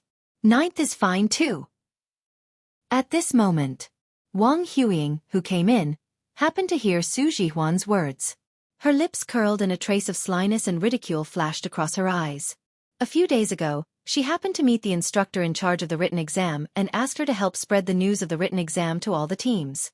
Therefore, in order to get Su Jihuan and Bei Yunj out of the competition early, she specially sent someone to inform Su Jihuan and the others on the last day. She just wanted to see Su Jihuan and the others powerless and have their willpower collapse. The team member beside Wang Huiying laughed. I heard that Su Jihuan's team only found out about the written exam in the last hour of the written exam. It seemed that no matter how well they did, they might not be able to enter the top 9. Originally, I was worried that they would be a threat to us. When Wang Huiying heard the last sentence, her eyes darkened. She smiled and turned her head. Qi, do you think anyone can be compared to me? Zhang Qi smiled stiffly. No. Suddenly, there was a commotion in the crowd. Look, isn't that the head of the Shi family from Confederate 191? My goodness, Patriarch Shi is here in person? Everyone was shocked, but they soon guessed the reason. Wang Huiying was the heir's daughter and the little Shi Nani of Confederation 191. Master Shi was probably here to see Wang Huiying take first place. Wang Huiying also straightened her back and couldn't help but smile. She had been waiting for this day for too long. Patriarch Shi is finally blind? He actually came to watch Wang Huiying's competition. Su Jihuan couldn't believe it. Next, Patriarch Shi smiled and said, Thank you all for coming to participate in the competition. I'm just here to observe the competition today, so don't worry. After saying this, coincidentally, the tutor arrived late and was still panting. What's going on? Why is a tutor late? Patriarch Shi frowned. I'm not. The tutor's expression was ugly and he didn't know what to say. But when he thought of the results of the team he had just run back to check, he couldn't help but feel his scalp go numb. End of chapter. Chapter 1099. Hurry up and announce the results of the competition. Patriarch Shi frowned. The mentor wanted to say something but stopped. He couldn't help but glance at Wang Huiying. But before he could announce the rankings, the old man next to him snatched his report card. Old Han, what are you waiting for? Let me do it. Mentor Han's face darkened. Before he could speak, he was pushed aside by the old man. I'm sure everyone can feel the difficulty of this competition. There's no other way. There are so many excellent contestants this year. We have to lower the score. The old man said happily, otherwise if the gap isn't big, you won't be satisfied if you lose, right? The contestants. They finally understood. This was to lower the score for Wang Huiying's team, so they suffered along with them. Wang Huiying looked helpless. No wonder the written test is so difficult. It's Grandpa Wu's doing again. You really didn't leave me a way out. Elder Crow also smiled. If Little Ing can't do it, who else can? Your team is the only one with more than 30 points in the written test. Grandpa Wu is widening the gap for you. The audience was in heated discussion. What? The only one with more than 30 points. Wang Huiying is too unbelievable. Elder Crow began to announce. In this competition, a total of 9 teams have advanced to the finals. The 9th place will be announced. At this moment, only Mentor Han closed his eyes. He couldn't face this scene. No way? Su Jihuan almost blacked out. Are they deliberately provoking us? Bei Yunj next to her comforted. Maybe the results are good. Su Jihuan's smile was very stiff. Do you think we can get 7th or 8th place? In Su Jihuan's opinion, they should be burning incense and praying that Bei Yunj could get half the written test points by answering the questions carelessly. She didn't want anything else. Bei Yunj. 9th place, Team Chui Chongyi, assessment score 59. 3, Elder Crow said loudly. Everyone was in an uproar. This test was too strict. 9th place didn't even have a passing score? At this moment, only Su Jihuan and the other two's expressions changed. They looked disappointed. They didn't even get 9th place? Maybe our ranking is higher. Bei Yunj continued to comfort. But the next moment. 8th place, Sangha Yuanhui team. Assessment score 64. Su Jihuan and the other two. Was this father the world's toxic healer? Wang Huiying, who was observing this scene from the side, had a hint of ridicule in her eyes. The corners of her mouth unconsciously curled up, and her heart was completely at ease. These idiots were finally out. Wang Huiying raised her head, waiting for Elder Crow to call her name. She didn't want to. When the 2nd place was announced, Old Crow's smile froze. He suspected that his eyes were playing tricks on him. After a while he said, "This year, we didn't get 2nd place. No 2nd place? What does that mean?" The contestant couldn't help but ask. 2 first-place finishers. Old Crow couldn't help but become excited after seeing the results of the 2 teams. What? 2 first places? The contestants were in an uproar, and Wang Huiying stood up abruptly, her pupils shrinking. How was this possible? How could there be 2 first places? First place, Wang Huiying's team. Elder Crow looked at everyone and announced the results that everyone wanted to know. Report summary 59, written test 32, total score 91. Everyone's mentality exploded. Damn, 91? Which team is so awesome that they can actually get the same score as Wang Huiying's team? End of chapter. Chapter 1100. It wasn't just the contestants. Even Patriarch Sure was stunned. After so many years, he had never heard of anyone who could tie with Huiying for first place. Elder Crow continued to announce, first place, Bei Yunj's team, report summary 51, written test 40. Total score 91. Instantly, the field exploded. Did I hear wrongly? What's going on? Someone got full marks for the written test. Damn, this team is so fierce. The written test is so difficult, but their team actually got full marks? Wang Huiying's team only got 32 points. I heard that their team didn't know there was a written test at the beginning and forced it in the last hour. In an instant, the field was silent. Their team completed nearly 300 questions in an hour? One had to know that they had been doing it for several days. Even Wang Huiying's team took a full 2 days. Su Jihuan and the others were originally gloomy, but when they heard their team being called, they were all dumbfounded. 91 points? And they actually got full marks for the written test? You got full marks for the written test and the computer test? Su Jihuan turned her head and asked with difficulty. Bei Yunj chewed on the biscuit stick and said slowly, "It wasn't difficult." Su Jihuan, Tang Yi. It wasn't that he didn't look at the written test questions later. If it were him, it would probably take him 4 to 5 days to do it alone. And the other teams also completed it together with their members. But Bei Yunj completed nearly 300 questions in less than an hour alone? Our team is actually first. Su Jihuan was stunned at first, then she was extremely excited. I'm not dreaming, am I? Bei Yunj glanced at her and smiled unconsciously.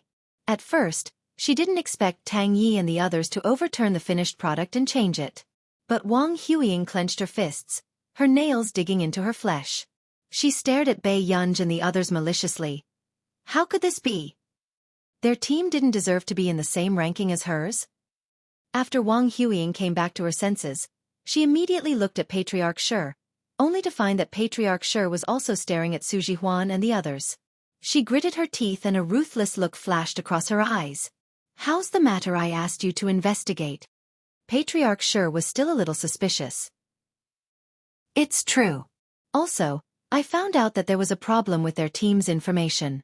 They found out about the competition an hour before the computer test ended. The tutor braced himself and said, "The person who answered the question is a girl who is not even 20 years old." Patriarch Shi was in disbelief. Alone? Even Wang Huiying couldn't finish these questions in 2 days, but someone actually finished it in an hour? He had never heard of a laboratory or a physics research institute producing such a genius. Bei Yunj. I've done a background check. There's no such person in the industry. The tutor had never thought that there would be a day when a person who wasn't even 20 years old could beat Wang Huiying in physics. This world was too crazy. Patriarch Shi took a long time to come back to his senses. What do you mean by unexpected news? The tutor was silent for a long time. It was Miss Wang. She specifically asked someone to inform their team on the last day. She probably wants Su Jihuan to be eliminated early. Patriarch Shi's eyes darkened. The library. You're a family head. Why do you keep coming to the library? Oz frowned. Did you know that there was a student who got full marks in the second round of the written exam this year? Oz glanced at him coldly and mocked. A test subject got full marks and you're here to show off to me. End of chapter. Chapter 1101. It's not Wang Huiying. As soon as Patriarch Shi finished speaking, Oz stopped reading. Isn't it quite scary? There's actually someone who's more talented than a genius in genetic experiments. Patriarch Shi was relishing in it. How can humans create miracles if they want to compete with God? Oz asked sarcastically. Patriarch Shi was speechless. This person must have been trained to change his expression, right? Patriarch Shi continued. What I didn't expect was that the person who scored full marks in the written test was actually from a computer science background. As soon as he finished speaking, Oz lost his grip on the book and dropped it. Patriarch Shi instinctively bent down to pick it up, but when he saw the content clearly, he asked in shock. Isn't this what Nanny wrote in her book? Wasn't it burned long ago? When did you recover it? Oz snatched it away. Someone else restored it for me. With that said, his expression was uncertain as he asked slowly, what's the name of the person who scored full marks in the written test? Patriarch Shi. Bei Yunj. The veins on the back of Oz's hand that was holding the book tightly were bulging, and he couldn't suppress his excitement. It was really her.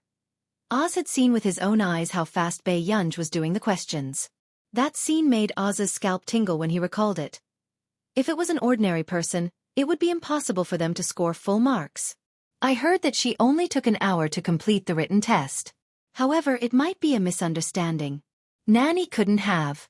Before Patriarch Shi could finish, Oz interrupted him. It's indeed fake. It took at most 55 minutes.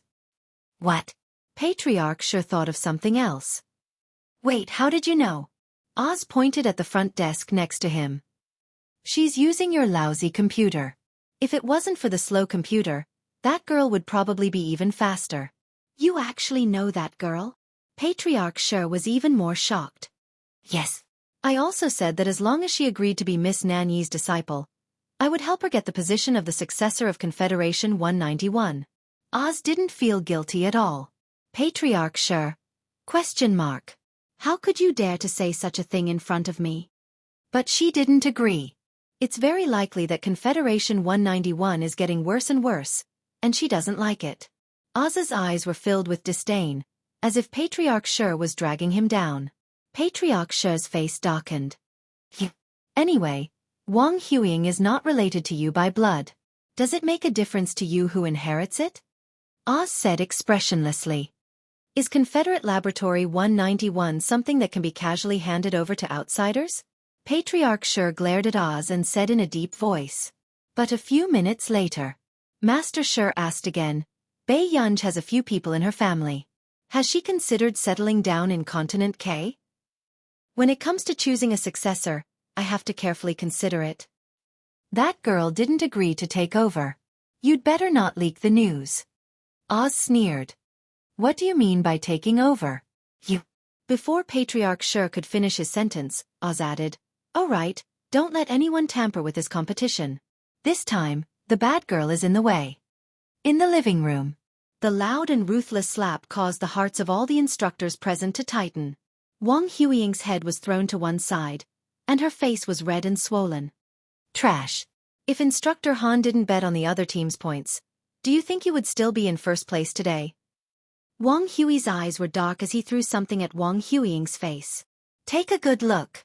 Do you have the right to get 59 points with your trashy results? End of chapter. Chapter 1102. Wang Huiying picked it up and looked at it.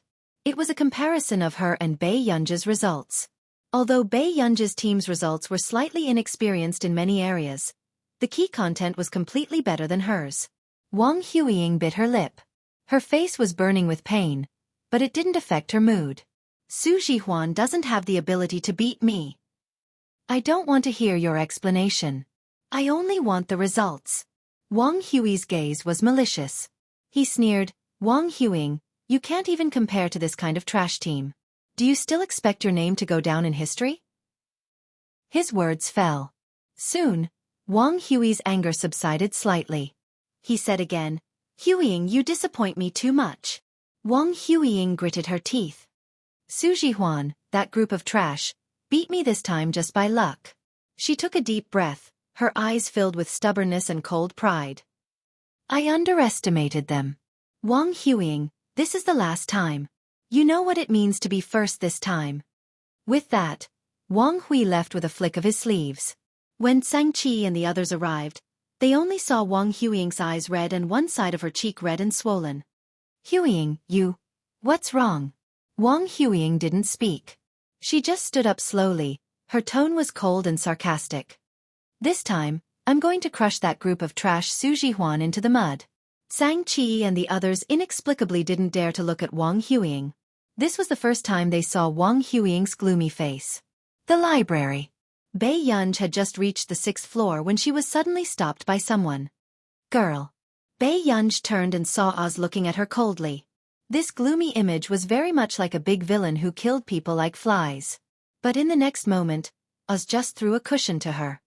Don't dirty the cushion. Bai Yunj's lips curved. Thank you, old master. Hearing this, Oz didn't leave like before. Instead, he was silent for a moment and said, You won. I can give you the information. But you really don't want to be the successor of 191? Even if 191 lost, there's still no research institute that can compare to 191. Bai Yunj was unmoved. Seeing this, Oz's eyebrows twitched and he threw another book at her. Bai Yunj flipped through the contents. This was even more valuable than the scientific data and information left behind by Shernani. The author's name was J.H. Do you like this guy's book? Oz asked tentatively. Bai Yunj's eyebrows twitched. He didn't expect Confederation 191 to have such a high standard of books. Oz knew Bai Yunj would like it. After all, very few people knew that the number one genius of Confederation 191 wasn't Shernani, but this foreign student. You sold it to me? Bai Yunj asked. Oz almost interrupted this guy's train of thought. If you get first place in the competition, I will give you all of this person's books. Bai Yunj's eyes flickered with a dark light. A moment later, she returned the book to Oz. I'm sorry. I promised my master that I wouldn't join Confederation 191. Oz also began to hate this girl's cleverness. He was even angered by her cerebral palsy master to the point that his heart ached. Which dog was this girl's master? He actually didn't let his disciple join Confederation 191? The finals were coming. After Su Jihuan came back from drawing lots, Tang Yi and the others looked at the theme and report order and almost stopped breathing. There were a total of 10 themes and 9 teams to choose from. Chapter 1103. Brother Yi, I think I've used up all my bad luck for a year. Tang Yi was speechless. Congratulations. The corners of Du Chaoye's mouth twitched. Why don't we get Bai Yunj to do it? In the previous round, Wang Huiying's team probably didn't use their full strength. But now that the same theme was presented, wasn't this giving Wang Huiying and the rest a chance to torture them? But I've already asked Gu'er to sleep. She didn't seem to have rested yesterday. Su Jihuan said weakly. Let's do it. We can't leave everything to our companions. After Tang Yi finished speaking, a lazy laugh suddenly rang out behind him. But we're a team too. Tang Yi and the rest looked over instinctively. Su Jihuan jumped for joy. Yunj. Bei Yunj slowly placed the paper bag on the table.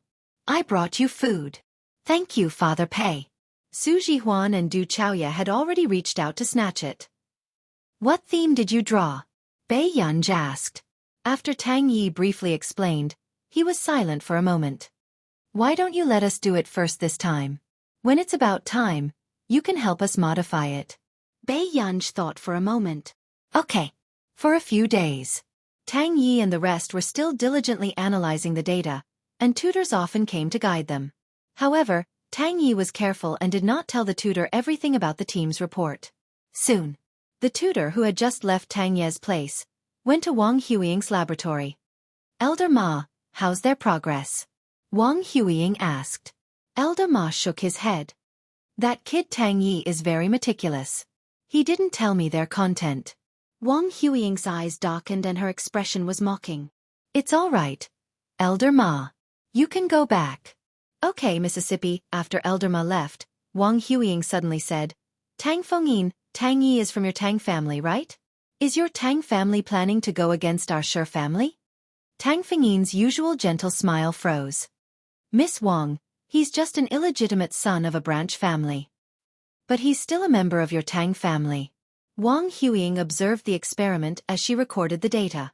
She only smiled generously. I still hope that you can do it. Otherwise, my father will doubt the sincerity of the Tang family's alliance. Tang Fengyin was silent. I understand, Miss Wang. A few days before the finals, the rain continued to fall. Bei Yunj had just thrown the umbrella into the bucket and was about to enter the library when someone called her from behind. Bei Yunj raised her eyebrows. Miss Wang seems to be quite free. Wang Huiying held the umbrella and chuckled in the rain. Miss Pei, I'm here to make a deal with you. As long as you can destroy Su Jihuan's report, I can let you enter Confederation 191 and get benefits that you can't even imagine. When Bei Yunj heard this, she curled her lips with great interest. Why? Can't the Su family afford me this? Wang Huiying's smile faded, and her eyes became gloomy. Bei Yunj, even if you participate in the competition, you won't be able to beat me. Then what is Miss Wang afraid of? Bei Yunj smiled unhurriedly. Wang Huiying clenched her fists and sneered at Bei Yunj. Bei Yunj, you'll regret this. With that, Wang Huiying left. Bei Yunj was deep in thought. Before entering the library, she reminded Tang Yi and the others to protect the information and their own safety. But what was hard to believe was that Wang Huiying dared to make a move outside the laboratory building one day before the finals. Chapter 1104. At the hospital. Bei Yunj arrived very quickly, but when the elevator bell rang, he didn't expect Suyu to come out of the opposite elevator. His hair was still messy. Bei Yunj didn't look at him anymore. He had just left when Suyu followed closely behind. However, what Suyu didn't expect was that when he saw Su Jihuan crying until her eyes were red, he subconsciously opened his hand. However, what he expected was not Su Jihuan throwing herself into his arms like before. Instead, Su Jihuan didn't even look at him. She ran over and hugged Bei Yunj. Yunj, Brother Yi lost a lot of blood. Su Jihuan's tears fell. Bei Yunj instinctively wanted to push her away, but seeing that Su Jihuan was crying sadly, he could only move his eyelids and slowly take out a tissue to wipe her tears. Old Du, what's wrong with Tang Yi? Du Chaoya said. The doctor said that he lost too much blood and his body is covered in injuries. He might have to lie in bed for a few months. It must be Wang Huiying and the rest. Without anyone's instructions, who can enter Confederation 191? Su Jihuan gritted her teeth in anger. Bei Yunj was silent for a moment. Old Du, go to the laboratory and get the information first. Jihuan and I will guard here. Okay. Du Chaoya was actually a little worried about the competition. After all, Tang Yi was the one who did the final work. After Du Chaoya left, only then did Su Jihuan realize that Su Yu was here. Why are you here? Su Jihuan was puzzled from the bottom of her heart. Su Yu didn't expect that he had sent Su Jihuan to the Confederation 191 training camp because he wanted Su Jihuan to stop clinging to him for a few days. But now, Su Jihuan seemed to have changed into a different person. She treated him as if he didn't exist and even questioned him like this. I heard that you were in the hospital. Su Yu pursed his lips and couldn't help but look at Bai Yunj. Bai Yunj raised an eyebrow at him. Su Yu was speechless. Yet, this person had someone protecting her. Then you can go back. I have to wait for Brother Yi to wake up. Su Jihuan was still a little overwhelmed. Her mind was filled with Tang Ye's blood. Su Yu was inexplicably frustrated.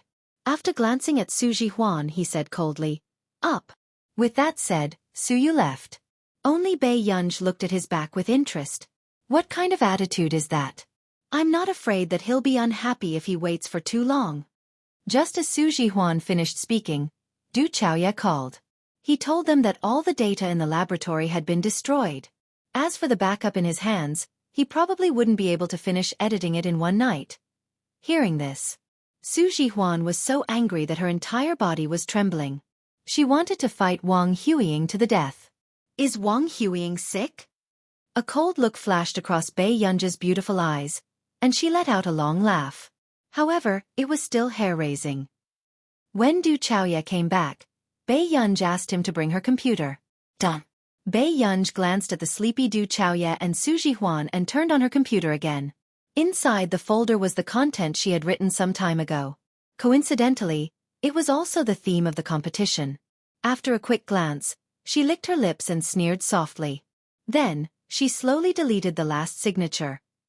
She signed it again, Group 9, Bai Yunj team. The next day. It was Bai Yunj's first time sleeping in the hospital corridor. Her eyes were filled with impatience and irritation, especially after the scream. But Su Jihuan didn't know it all. I actually fell asleep. I haven't finished editing the manuscript yet. How did I fall asleep? The nurse next to them looked at the three good-looking people and felt very strange. There's still an empty ward. Why are you sleeping on the bench? The young ladies and young masters. Chapter 1105. None of them had any common sense. Brother Yi doesn't seem to be awake yet. Su Jihuan leaned against the door of the intensive care unit. After watching for a while, her eyes dimmed. Tang Yi will be fine. Let's think about the competition first. Du Chaoya glanced at Tang Yi in the ward and massaged his temples. Why don't I give a speech? After all, Bai Yunj had not participated in the theme this time. Du Chaoya did not plan to let a girl like Su Jihuan bear such a responsibility. But you don't know the entire framework. Su Jihuan bit her lip. Why don't? I'll go. Suddenly, a voice sounded from the side, attracting Su Jihuan and Du Chaoya's attention. Yunj, what's in there? Su Jihuan looked at her USB flash drive. She remembered that Bai Yunj did not copy their documents. I wrote it last month for fun and happened to run into the topic. Bai Yunj had already copied the information into the USB flash drive. His index finger twirled the USB flash drive string lazily, his posture casual.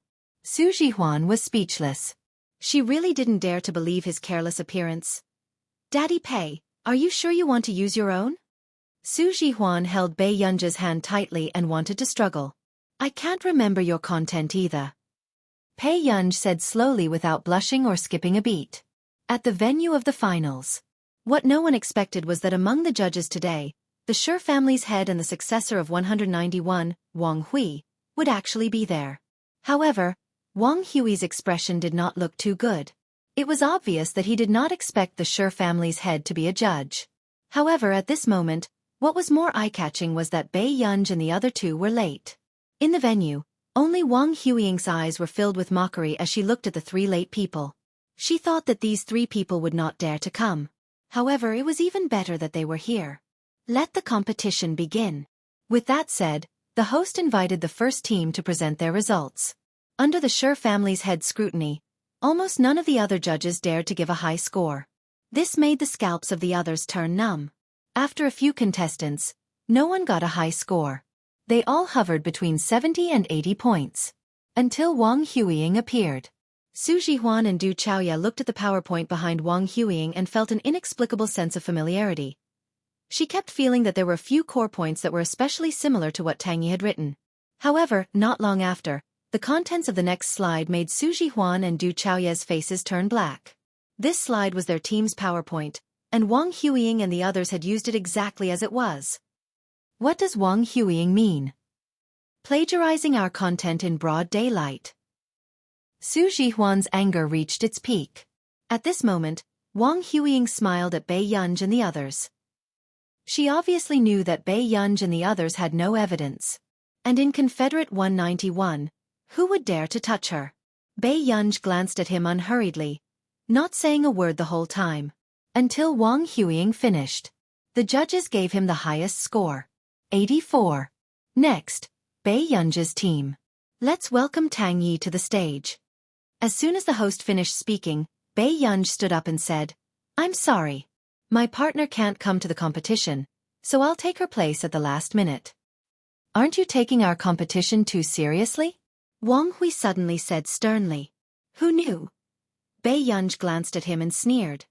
"Does Mr. Wang need to shout at me for the Sure family's competition?" As soon as he finished speaking, the scene froze for a long time. This was the first person who dared to point out Wang Hui's weakness. He was a ruthless person. P.S. I don't have any ideas, so I wrote a little slowly. I'll write more today. I'll continue tonight. Chapter 1106. Only Su Jihuan suspected that Bai Yunj had just woken up and wasn't in a good mood. But as expected, Wang Hui's face darkened completely. However, Bai Yunj's tone was casual and her terrifying aura was hard to ignore. Her slender and beautiful hands slowly brushed through her long curly black hair. She smiled calmly, but there was no warmth in her voice. "Okay, it's not time to settle the score yet." Wang Hui was about to say something when he suddenly met Bai Yunj's curved eyes. Her beautiful eyes seemed to be smiling but not smiling, cold and terrifying. It made people shudder. Wang Hui's heart inexplicably skipped a beat. He was actually intimidated by this little girl. Patriarch Shi was also very surprised when he saw this scene. He had only seen Bai Yunj briefly before and only thought that this little girl was too eye-catching. But now, he realized that she controlled the entire scene. Bai Yunj didn't look at the slides behind her. She just licked her lips and said in a lazy voice, "Hello everyone, I'm Bai Yunj. This report will be done by me and 3 other team members."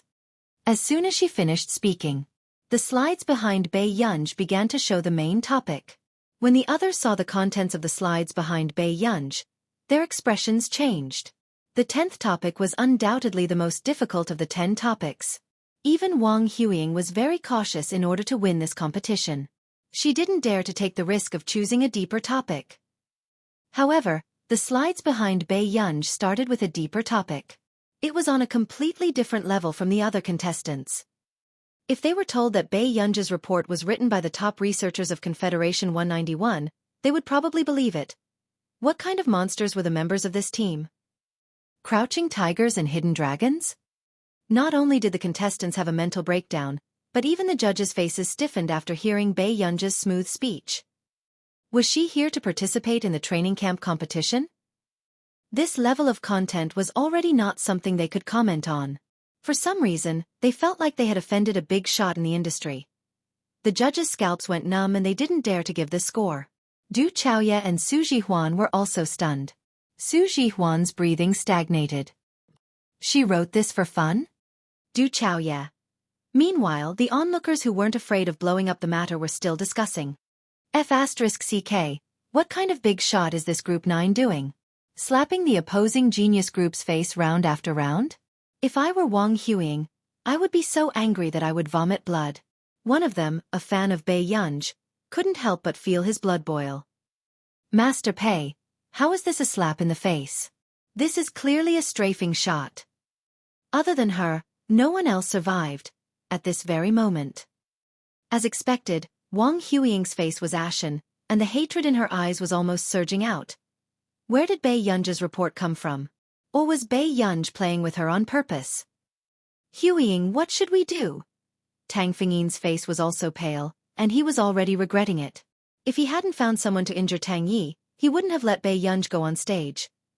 Wang Huiying pursed her lips and turned her head to see the head of the Shi family looking at Bei Yunj with sparkling eyes. He couldn't suppress his excitement. For some reason, she panicked and had a bad feeling. My report ends here. Thank you, everyone. As soon as Bei Yunj finished speaking, the judges felt uncomfortable no matter how they sat. They didn't know how to give this score. P.S. I can't take it anymore. I'm too sleepy. I'll wake up early tomorrow to finish these 3 chapters. Good night, everyone. End of chapter. Chapter 1107. The judges stared at each other in a deadlock. They were all egging each other on to be the first to give Bei Yunj a score. At this moment, Master Shi had just calmed down. He couldn't help but frown and ask, "What are you all waiting for?" After a long while, one of the judges said helplessly, "Master Shi, this score, how are we going to give her a score?" Someone immediately answered, "Actually, I heard about this topic at the Our Nation's Physics Research Institute last time. But in terms of the content of the report, it's not as deep and accurate as this contestant. There were many physicists in our nation. They were even more skilled than the core members of Confederation 191. To be able to suppress the report of the Our Nation's top physics research institute, this score was not something they could give her?" Master Shi was speechless. No one had expected this scene. A rookie training camp could actually have such a godly contestant. Soon, after the judges finished their discussion, everyone saw Master Shi walk in front of Bei Yunj. "Miss Pei's talent is outstanding. She's even more outstanding than my most outstanding daughter." Instantly, the contestants were in an uproar. Wasn't Master Shi talking about Shi Nani? Many people subconsciously looked at Wang Huiying. After all, Wang Huiying had been calling herself Little Shi Nani for so many years. But Master Shi said this in front of so many people. Wasn't this a slap to Wang Huiying's face? Sure enough, Wang Huiying's face was as black as a pot. "Clan head Shi, why didn't you report your points?" Only Su Jihuan asked with concern. Master Shi laughed and said again, "The judges here probably don't have the ability to give Miss Pei a score like this. But first place is undeserved, ashamed." Suddenly, Wang Hui's gloomy voice interrupted Master Shi's words. "If Miss Pei is this good, why would she participate in this kind of competition?" Wang Hui sneered. "I have reason to suspect that Bei Yunj is openly cheating." Wang Hui. Master Shi's expression changed. He didn't expect Wang Hui to be so impatient. But Wang Hui continued in a gloomy tone. "Dad, this person's motive is unclear. We should remove her name from the list and kick her out of this competition." Wang Hui had been working under family head Shi for a long time, so he could more or less guess what family head Shi's motive was. Comparing Shi Nani to Bei Yunj, it was very likely that he wanted to let Bei Yunj, an outsider, take away his position. He would never allow such a thing to happen. "Hurry up and call someone over. Chase this person out," Wang Hui said coldly. But in the next moment, Oz's voice sounded coldly. "Drive them out? What right do you have to make decisions for Confederation 191? When Wang Hui saw Oz walking over, he sneered. "So it's you. You're trying to trip me up behind my back." Oz sneered. "You're just someone who eats soft rice. Do you still need me to worry about you? I'm here today because this girl is the successor that I've chosen for Miss Nan Yi. In your dreams." Wang Hui was furious, but then he sneered. "Oz, I really didn't expect you to cheat with other players in order to pull me down. But you have to remember that I gave you face. But since you still don't understand who's in charge here, then I'll chase you and Bei Yunj out today." Hearing this, before Wang Huiying had time to sneer, a voice suddenly sounded from outside the door. End of chapter. Chapter 1108. Who's tired of living now? How dare you touch my disciple? Everyone turned around and suddenly saw an old man in a neat suit. Although his expression was calm, there was a majestic look in his eyes. Bei Yunj was quite surprised. He didn't expect Nancy to come here. Who is this old man? The contestants below the stage were all discussing. No one knew him. But the old members of Confederation 191 were shocked. Even their voices were filled with disbelief. "Teacher Nancy. It's Mr. Nancy?" Most of the contestants were still young and didn't know what the word Nancy meant in the scientific research circle. But Confederation 191 had witnessed with their own eyes how many achievements Nancy had left in this era. At this moment, Oz's hoarse voice was even more unsettled. His expression was distorted. Bei Yunge is your disciple? Nancy turned and looked at Oz for a while before recognizing him. Yes, you're Oz. He didn't know when Oz's face was disfigured. And the way Oz and Patriarch Sure looked at Nancy was as if they couldn't wait to fight him on the spot. They were so angry that their teeth itched. This dog was really shameless. He actually dared to come to Confederation 191. Are you worthy of stepping into our Confederation 191? Patriarch Sure's tone was angry. When Nancy heard this, he immediately sneered and retorted, Patriarch Sure loves his son-in-law better than his daughter. Can't wait to fight for his son-in-law? You're slandering me. Patriarch Sure was so angry that he almost fainted. He pointed at Nancy and gritted his teeth. You shameless thing. You've done so much evil, yet you're still blaming me. Bei Yunge looked at this scene and couldn't help but twitch his eyelids. Master. As soon as he finished speaking, Nancy didn't continue to scold Patriarch Sure. Bei Yunge thought for a moment and said slowly, Patriarch Sure, I understand that you have grudges with the previous generation. If you really hate my master that much, you can remove me from this first place. I also hope that 191, as the largest laboratory in Continent K, will treat my companions fairly. Hearing this, Su Jihuan and the other two couldn't help but look at Bei Yunge. If it weren't for Bei Yunge, how could they have gotten first place? But before they could say anything, Oz said, Little girl, the Confederacy 191 only has a problem with him. They have no problem with you. Nancy slowly turned to look at Bei Yunge. Clearly, he didn't understand why the old bastards of Confederate 191 had such a different attitude towards his disciple. However, suddenly, Wang Hui's gloomy voice rang out. No wonder Bei Yunge's team was able to submit such a report.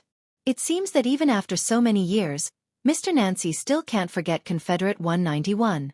Do you think everyone is like you, someone who likes to live off women? Nancy sneered.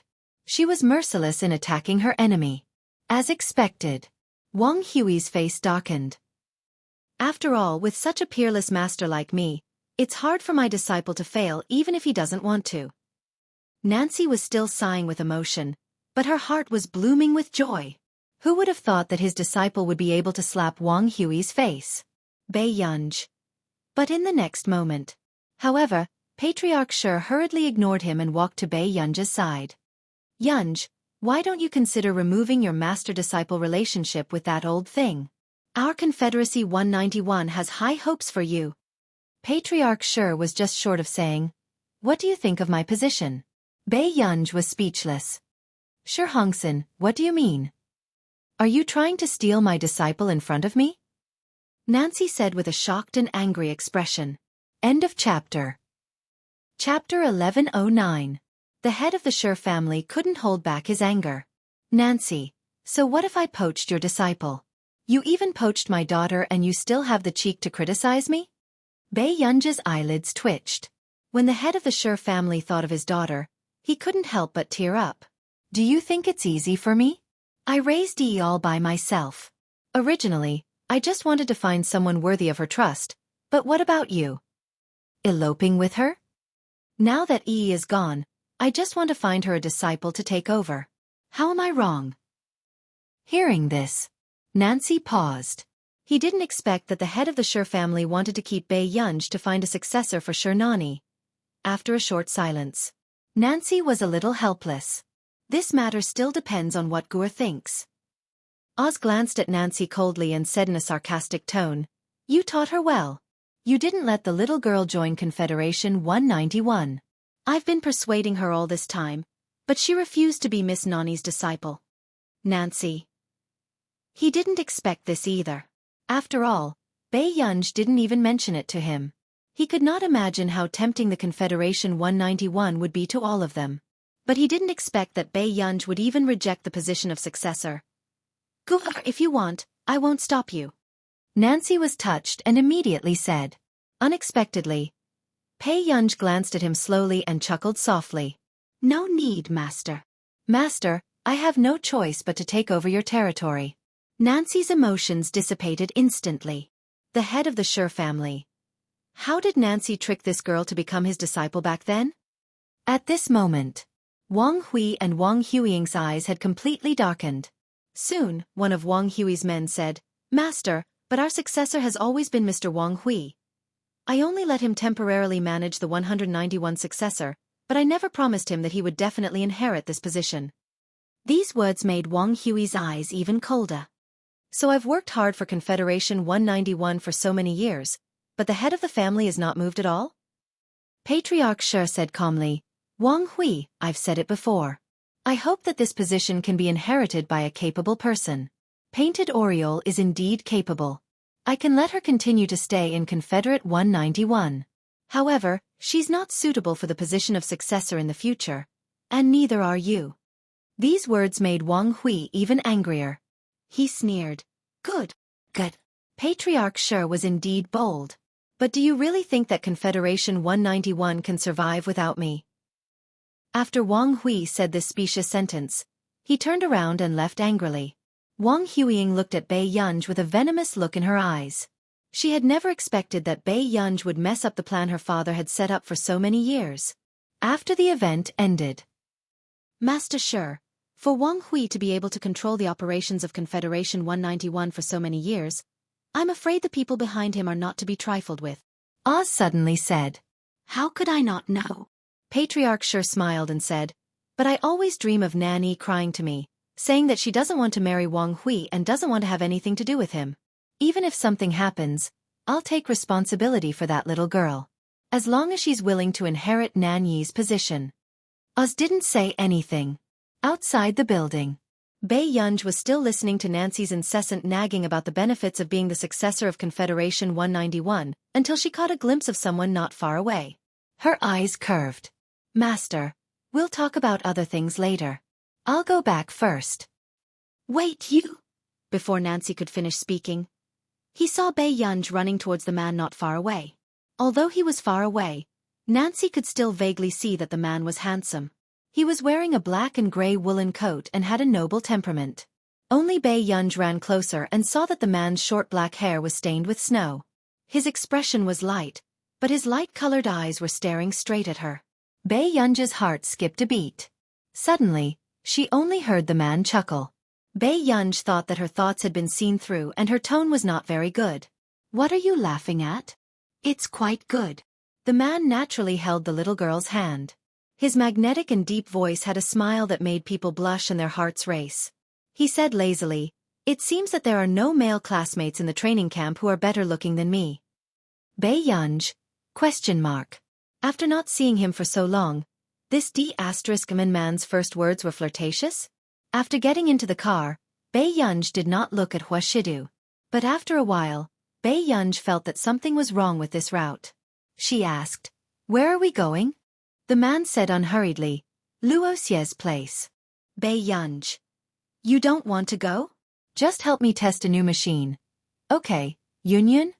The man's deep voice was extremely seductive, but his hand gently pinched her palm and rubbed it gently, making her heart itch. They walked into Luosie's laboratory. Luosie also had a sour expression on his face, but he did not expect to see Bai Yunj's expression when he looked up. This person was even better at showing expressions than him. Luosie sneered and could not help but glance at Hua Shidu. How did Bai Yunj look like there was something wrong with him? Miss Pei has been sent here by Master Du time and time again. Could there really be a problem? Bai Yunj heard Luosie's probing and looked up at him. But in the next moment, Luosie mocked, if your heart is really twisted and you like to find trouble with others, this is an education problem. I can't help you. Bai Yunj sneered. Dr. Luo is still single and likes to go around acknowledging relatives and educating them. If you really have some hidden illness, why don't you go see a doctor? Instantly, Luosie's face darkened. What did Bai Yunj mean? Did she say that he had a problem in that area? Outside the door, Zhou Yu walked to Hua Shidu's side and reported about Confederation 191. Hua Shidu raised his eyebrows. He did not expect Shi Hongxin to be willing to pass his position to Bai Yunj. Zhou Yu glanced at Huashidu and said, Master Du, this Wang Hui is also valuable to us. After all, Wang Hui was also a chess piece that Huashidu had set up in Confederation 191. Therefore, when Wang Hui contacted Zhou Yu through someone and hoped that Zhou Yu could help him, Zhou Yu hesitated. Zhou Yu, you've gone overboard. The man's voice was indifferent, but there was no warmth. Zhou Yu wanted to say something but hesitated. However, when he saw Huashidu's indifferent gaze, Zhou Yu felt as if a bucket of ice water had been poured over him. Zhou Yu quickly lowered his head and admitted his mistake. Yes. Huashidu only glanced at him casually. Not long after, the corners of his lips suddenly curled up. He reached out and picked up the red scarf that Bei Yunj had placed at the side. He said casually, Clean up the people from Confederation 191. Don't cause trouble for my girl. Zhou Yu. Yes. However. Chapter 11:10. Mr. Wang, will that person help us? Wang Hui's men started to feel uneasy. Hearing this, Wang Hui gritted his teeth and sneered. Definitely. But even if he doesn't, I have a way to let that little girl know what's good for her. Had he spent so many years in Confederation 191 for nothing? Sure, Hongsen was really ridiculous. He actually thought that a little girl could replace his position? In the laboratory. Boss, this girl looks very normal. Is there really a problem? The experimenter in the observation room asked softly. Luo Xie sneered. Is there a problem? Master Du treats her like a treasure. What problem can there be? If there was a problem with Bei Yunj, it was because Huashidu had spoiled her. Luo Xie didn't care. But in the next moment, Luo Xie suddenly heard a loud noise in the laboratory. When he reacted, his eyelids twitched and he immediately ran over to Bei Yunj. But he saw Bei Yunj standing by the side with a normal expression. He didn't notice the coldness in Bei Yunj's eyes that had not completely disappeared. And there was a crack on the surface of the latest machine he bought. Luo Xie's expression also cracked. I'm sorry, Dr. Luo. I accidentally bumped into it. Bei Yunj's voice sounded unhurriedly. Luo Xie even had the thought of strangling Bei Yunj to death. Did she know how much money he had spent to buy this machine? Luo Xie's expression kept changing. The observer beside him immediately whispered to Bei Yunj. Miss Pei, come out quickly. Boss's heart is aching. Bei Yunj was speechless. Not long after, Bei Yunj left with the observer. She asked casually, Is this machine very expensive? It's not too expensive. Boss only got this machine because he asked for favors. Also, the observer looked around and immediately said to her sneakily, My boss bought this machine specially for the goddess. Goddess? Bei Yunj's first thought was Lai Yunqing. Yes. She's the one who nominated the Busaka. Our boss has been single for so many years just to have a vigorous relationship with her. The researcher said excitedly. Bei Yunj felt a chill run down her spine. The next moment, the man's voice sounded indifferently. Yun Yun. Inexplicably, Bei Yunj seemed to sense the coldness in the man's voice. But when she came back to her senses, Bei Yunj felt that she was overthinking. Brother. Bei Yunj walked up to the man. However, before Huashidu could speak, Luo Xie walked over quickly and even asked his laboratory staff to leave the hall. Luo Xie looked at Bei Yunj silently and his attitude changed. Miss Pei, I hope you can accept my face-to-face examination. Luo Xie couldn't help but look at Bei Yunj when he thought of the data he had just seen on the machine. Initially, Luo Xie had thought that Huashidu was making a fuss over nothing. What could have happened to Bei Yunj? But now, he realized that Huashidu's motive for returning to Continent K was very likely to be for Bei Yunj. Bei Yunj glanced at Luo Xie expressionlessly, but she kept suppressing the dark thoughts in her heart. The atmosphere suddenly turned silent. Huashidu lowered his eyes and looked at her. After a while, Bei Yunj heard the man suddenly speak. Forget it if you don't want to see it. Luo Xie instinctively looked up at him. Master Du. Luo Xie was getting more and more confused by Huashidu's thoughts. End of chapter. Chapter 11:11. Luo Xie. Continue with your work. With that said, Huashidu left with Bei Yunj. However, in the car, Huashidu received a message from Luo Xie and the data recorded by the machine. Luo Xie suggested that he bring her to his laboratory again to investigate the cause of Bei Yunji's illness. Hua Shidu's eyes were dark. Not long after, he put his phone back into his pocket. In the blink of an eye, Hua Shidu saw Bei Yunji looking at him. The machine just now affected brain activity through brainwaves. Bei Yunji's emotions were more or less affected. For a moment, she could not get rid of the dark thoughts in her mind. Bei Yunji had just calmed down and was still thinking about how to speak to Hua Shidu. However, she did not expect to hear the man's deep and magnetic voice. "We're returning to Yuncheng in 2 days?" Bei Yunji's long eyelashes fluttered slightly and she quickly licked her red lips. After a while she asked, "Aren't you going to continue the examination?" With that said, Bei Yunji did not hear Hua Shidu speak and looked up instinctively.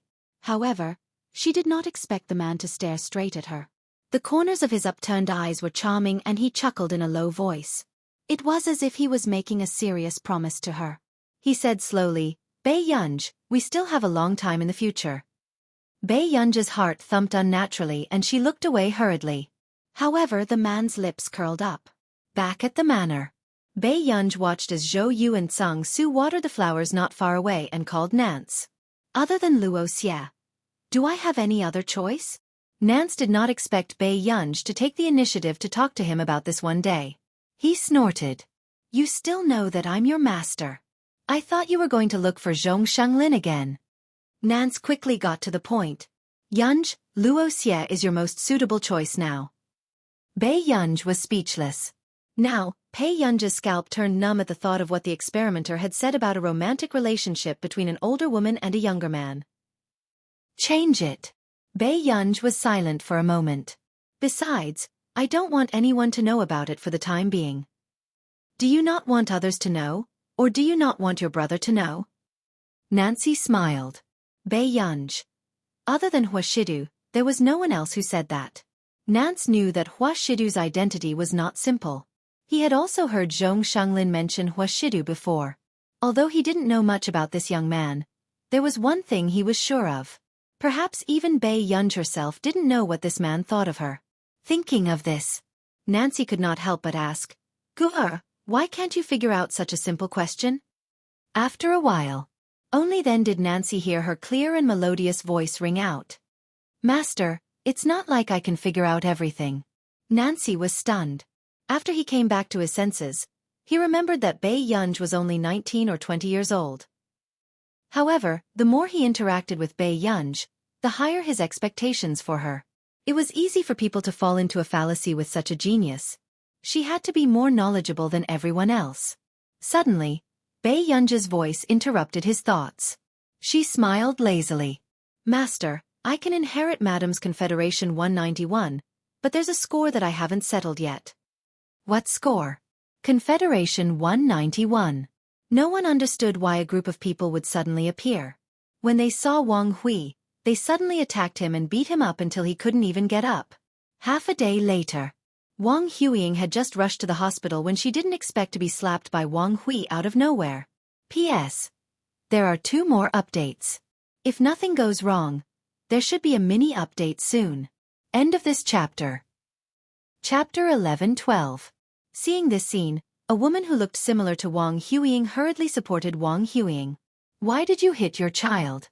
Your daughter came to the hospital to see you out of kindness." Shi Ruzhen's heart ached. "You should ask her. She can't even compete with Bei Yunji. Isn't it embarrassing?" Wang Hui's long-suppressed anger finally exploded. He pointed at Wang Huiying and scolded her.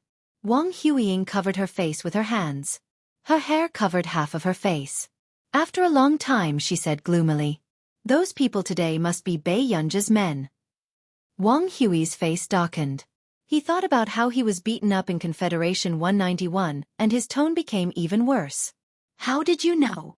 "I asked the Tang family to teach the illegitimate son of the Tang family a lesson. He's her teammate." Wang Huiying's hatred for Bei Yunji grew stronger. Bei Yunji was really arrogant. She actually hit her father. "Wang Huiying, you?" Wang Hui's eyes darkened. He sneered angrily. "I didn't expect you to become so useless after so many years." Wang Huiying was his most successful genetic experiment subject. How could she be defeated by an ordinary person? Wang Huiying seemed to have been provoked. Her voice was sharp and she sneered. Useless? Father, don't forget that if it weren't for me, grandfather wouldn't have considered letting you inherit the laboratory. But Wang Hui was even more furious when he heard this. How dare you talk back to me? Shi Ruzhen immediately protected her daughter. Huiying didn't mean to provoke you. Don't treat your daughter like this. I treat her like this? How much effort did I put in to nurture her? Look at the result. She can't even compete with a wild girl who came out of nowhere. Now, Shi Hongxin wants to pass his position to a wild girl. Wang Huiying's expression became even more twisted when she heard this. Brother Hui, I have a solution. Shi Ruzhen said immediately. Wang Hui frowned. What solution? Old Mr. Dong Shi. Shi Ruzhen looked at Wang Huiying's red and swollen face, and a trace of heartache flashed across her eyes. Soon, she said, Elder Dong is father's teacher and the person with the most authority in Confederation 191. Father has always respected him. Therefore, as long as Elder Dong opposes father, there is still room for negotiation. Shi Ruzhen continued, Elder Dong hasn't asked about anything in the laboratory in the past few years, but he has always favored Huiying. After listening, Wang Hui's complexion finally returned to normal, but Wang Huiying's gaze was malicious. This time, she would not let Bai Yunj off the hook. The college entrance examination was approaching and Bai Yunj had been receiving news from Qin Luyan and the other two. He was even pulled into a group chat, and the three of them took turns sharing the poisonous chicken soup that they had gotten from God knows where. Little clever trick that exploded in the college entrance examination circle. Her parents actually raised her to be the city's top scorer. Tens of thousands of parents who took the college entrance examination express regret that they did not buy these for their children. You're only 3 minutes away from the college entrance examination dark horse. In fact, Bai Yunj even saw by chance that Qin Yu had retracted an article. Parents did all this to raise the confidence of children with poor results for the college entrance examination. The corners of Bai Yunj's lips twitched. Then, he left the group chat expressionlessly. Suddenly. What's going on? I heard that you rubbed Wang Huiying. Chapter 11:13. Bai Yunj threw her phone on the table and said casually, Do you have a problem with that? Si Chengyan was speechless. It had been a few months since they last met, but this person's temper had not decreased. No problem. However, I've long heard that Wang Huiying used you as a stepping stone back then. Everyone said that only she could surpass you. Si Chengyan raised an eyebrow, gloating indescribably. Wang Huiying probably wouldn't have thought that she was the one being hammered. Did you come to Continent K just to gossip? Bai Yunj asked slowly. What nonsense are you talking about? It's all because old Master Zhong couldn't bear to use his ultimate move and let you compete with Lai Yunqing, so he called me here. Bai Yunj asked excitedly, You won. Si Chengyan did not deny it. Of course. After all, Si Chengyan had become a professor at Yuncheng University at such a young age. Of course, his talent was not bad. Besides, with Bai Yunj giving him endless pressure, Si Chengyan had not dared to rest for the past year. After dinner, Bai Yunj and Si Chengyan had just gone downstairs when they unexpectedly encountered a robbery in the mall. The sound of a gunshot caused a commotion on the field. Continent K was not like Country A. Even the well-guarded wealthy district would occasionally have bandits enter. Not to mention the chaotic city. Si Chengyan almost cursed. He had just won the competition and wanted to walk around Continent K, but he did not expect to encounter such a thing on the same day. Those who don't want to die squat down. The man with the weapon was still holding a boy. With that said, the citizens who had yet to escape did not dare to move. Even though such things often happened in this city, no one could avoid the fear of death. Yunj, let's go upstairs first. Si Chengyan was about to bring Bai Yunj upstairs and call the police, but in the next second, Bai Yunj walked downstairs. Yunj! Before Si Chengyan could pull her back, Bai Yunj's eyes swept over the three people with guns. Do you want a hostage? What do you think of me? Bai Yunj's words angered the criminal gang. Do you have a death wish? Bai Yunj slowly took off her watch and threw it accurately to the side of the clear pool. She raised an eyebrow and was indescribably arrogant. Sir, that watch is worth the value of everyone here. Si Chengyan was speechless. The crowd. Is this the time for you to show off your wealth? True enough. When the man with the gun saw the watch that was worth nearly 100 million yuan, he could not hide his greed. He immediately asked Bei Yunj to go and exchange the hostage. Si Chengyan said, "Bei Yunj, you hurry up and call the police." Bei Yunj left after saying that. But in the next moment, the man with the spear didn't let the little boy go. Instead, he suddenly picked up a dagger and stabbed Bei Yunj's snow-white neck. "Another idiot who isn't afraid of death," he sneered disdainfully. "A rich man who came out of the ivory tower is really idealistic." Bei Yunj slowly glanced at the exquisitely dressed little boy, and roughly knew why the criminal was unwilling to let him go. Bei Yunj was silent for a moment before he said slowly, "Are you really not letting him go? Cut the crap. Get your parents to." Before the criminal could finish speaking, a painful howl attracted everyone's attention. No one thought that an exquisite and beautiful little girl could do such a thing. Then, the two accomplices of the criminal quickly aimed their weapons at Bei Yunj. End of chapter. Chapter 11:14. What was faster than the two criminals was the gun that Bei Yunj had just snatched. The two criminals' hands were covered in blood. Their faces were twisted in pain, but they did not have the time to pick up the gun. "Try picking one up." Suddenly, Bei Yunj's half-smiling voice landed in their ears. It was very frivolous. "Let's see if I'm accurate at shooting." As soon as she finished speaking, not only the criminals, but everyone else also felt a chill run down their spines. No one dared to pick it up. After all, this girl could shoot through their hands from such a long distance. A shadow of fear covered their hearts, and the burning pain in their hands was unbearable. It was obvious that this girl had practiced before.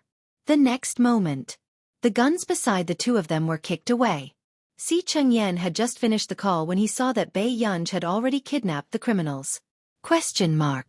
A few minutes later, Si Chengyan understood why Bei Yunj asked him to call the police.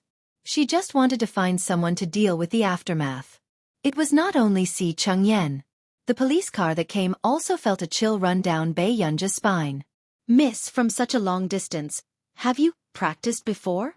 He had been a police officer for 3 seconds, but he did not have such accurate marksmanship. "I played for 2 years. After Bei Yunj finished speaking slowly, Si Chengyan's scalp went numb. Did this person have 100 hours a day? It was fine if she knew computer science, mathematics, and physics, but she had even played with such bloody things. There's also a little boy inside. He must have been kidnapped. After Bei Yunj reminded him, Si Chengyan pulled her away and reprimanded her, saying that she was not afraid of losing her life. After listening for a long time, Bei Yunj finally realized that the watch Qin Luyan had given her was still in the pool. However, when Bei Yunj went to pick it up, the watch was already gone. In this world, people are not what they used to be. Si Chengyan gloated as he felt pity. These people are really worse than you. You saved them, but someone stole your watch in the chaos. Bei Yunj. Now that things had come to this, he could only buy another one that was exactly the same. With this plan in mind, Bei Yunj returned home. However, the next day, she heard Si Chengyan say faintly that there was no second watch that was identical to the one she was wearing. Qin Luyan had bought this watch because it was unique. A few days later, Bei Yunj was visited. "Master Sure, Yunj, there's a banquet in 2 days. Bei Yunj sounded a little frustrated. "I'm not free." For the past few days, she had been looking for help to see if she could contact someone to make a high-quality imitation watch. Patriarch Sure and Nancy looked at each other. Soon, Nancy whispered, "Dear disciple, this banquet is being held by the Bai family. You have to go." Nancy heaved a sigh of relief, gritted his teeth and said, "If you go, the ceremony of the successor of the Confederation can be postponed for half a year." "All right." Bei Yunj quickly agreed. But Nancy was about to get into a fight with Patriarch Sure. The Bai family. Bei Yunj was still on the phone with Song Yao. To be precise, Bei Yunj was reprimanding Song Yao unilaterally.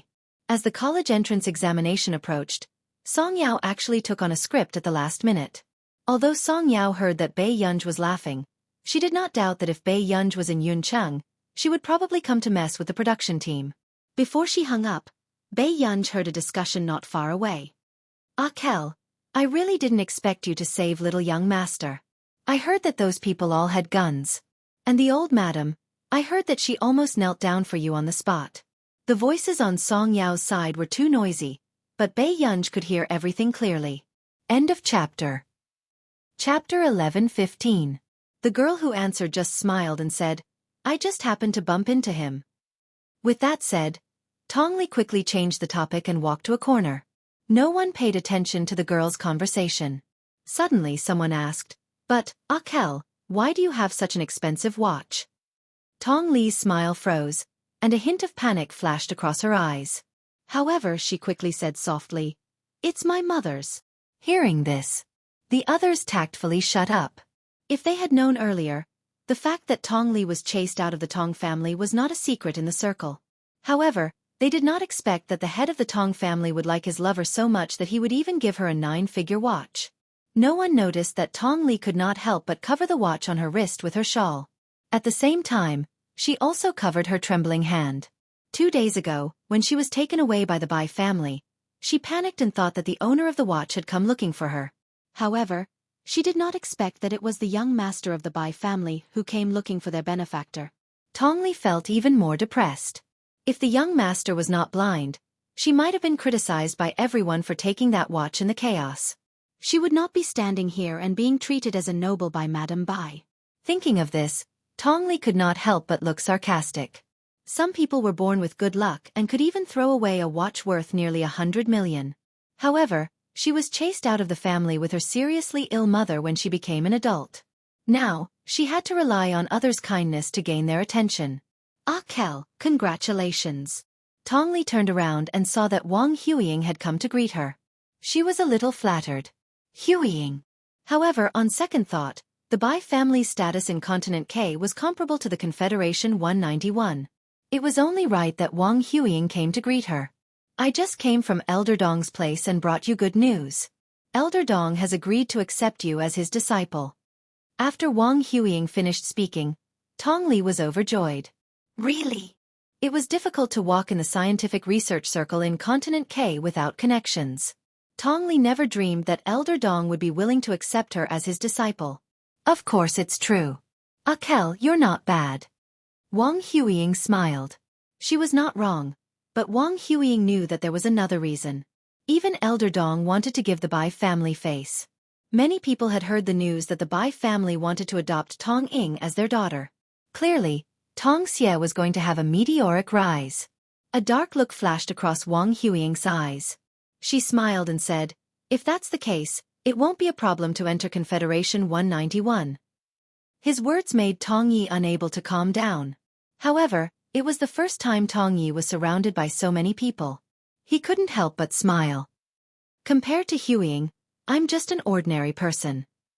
Wang Huiying's gloomy mood in the past few days was completely relieved because of Tong Ying's words. Unfortunately, from the corner of her eye, Wang Huiying saw Pei Yunj, who was staring at someone.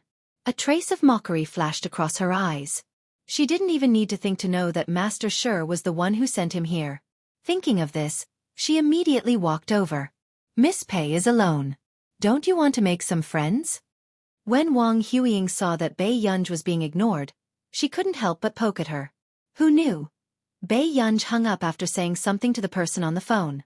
He turned around and sneered. Miss Wang, you're quite worried. Why don't you let Mr. Wang stay in the hospital and make some more friends? Wang Huiying's face turned ashen.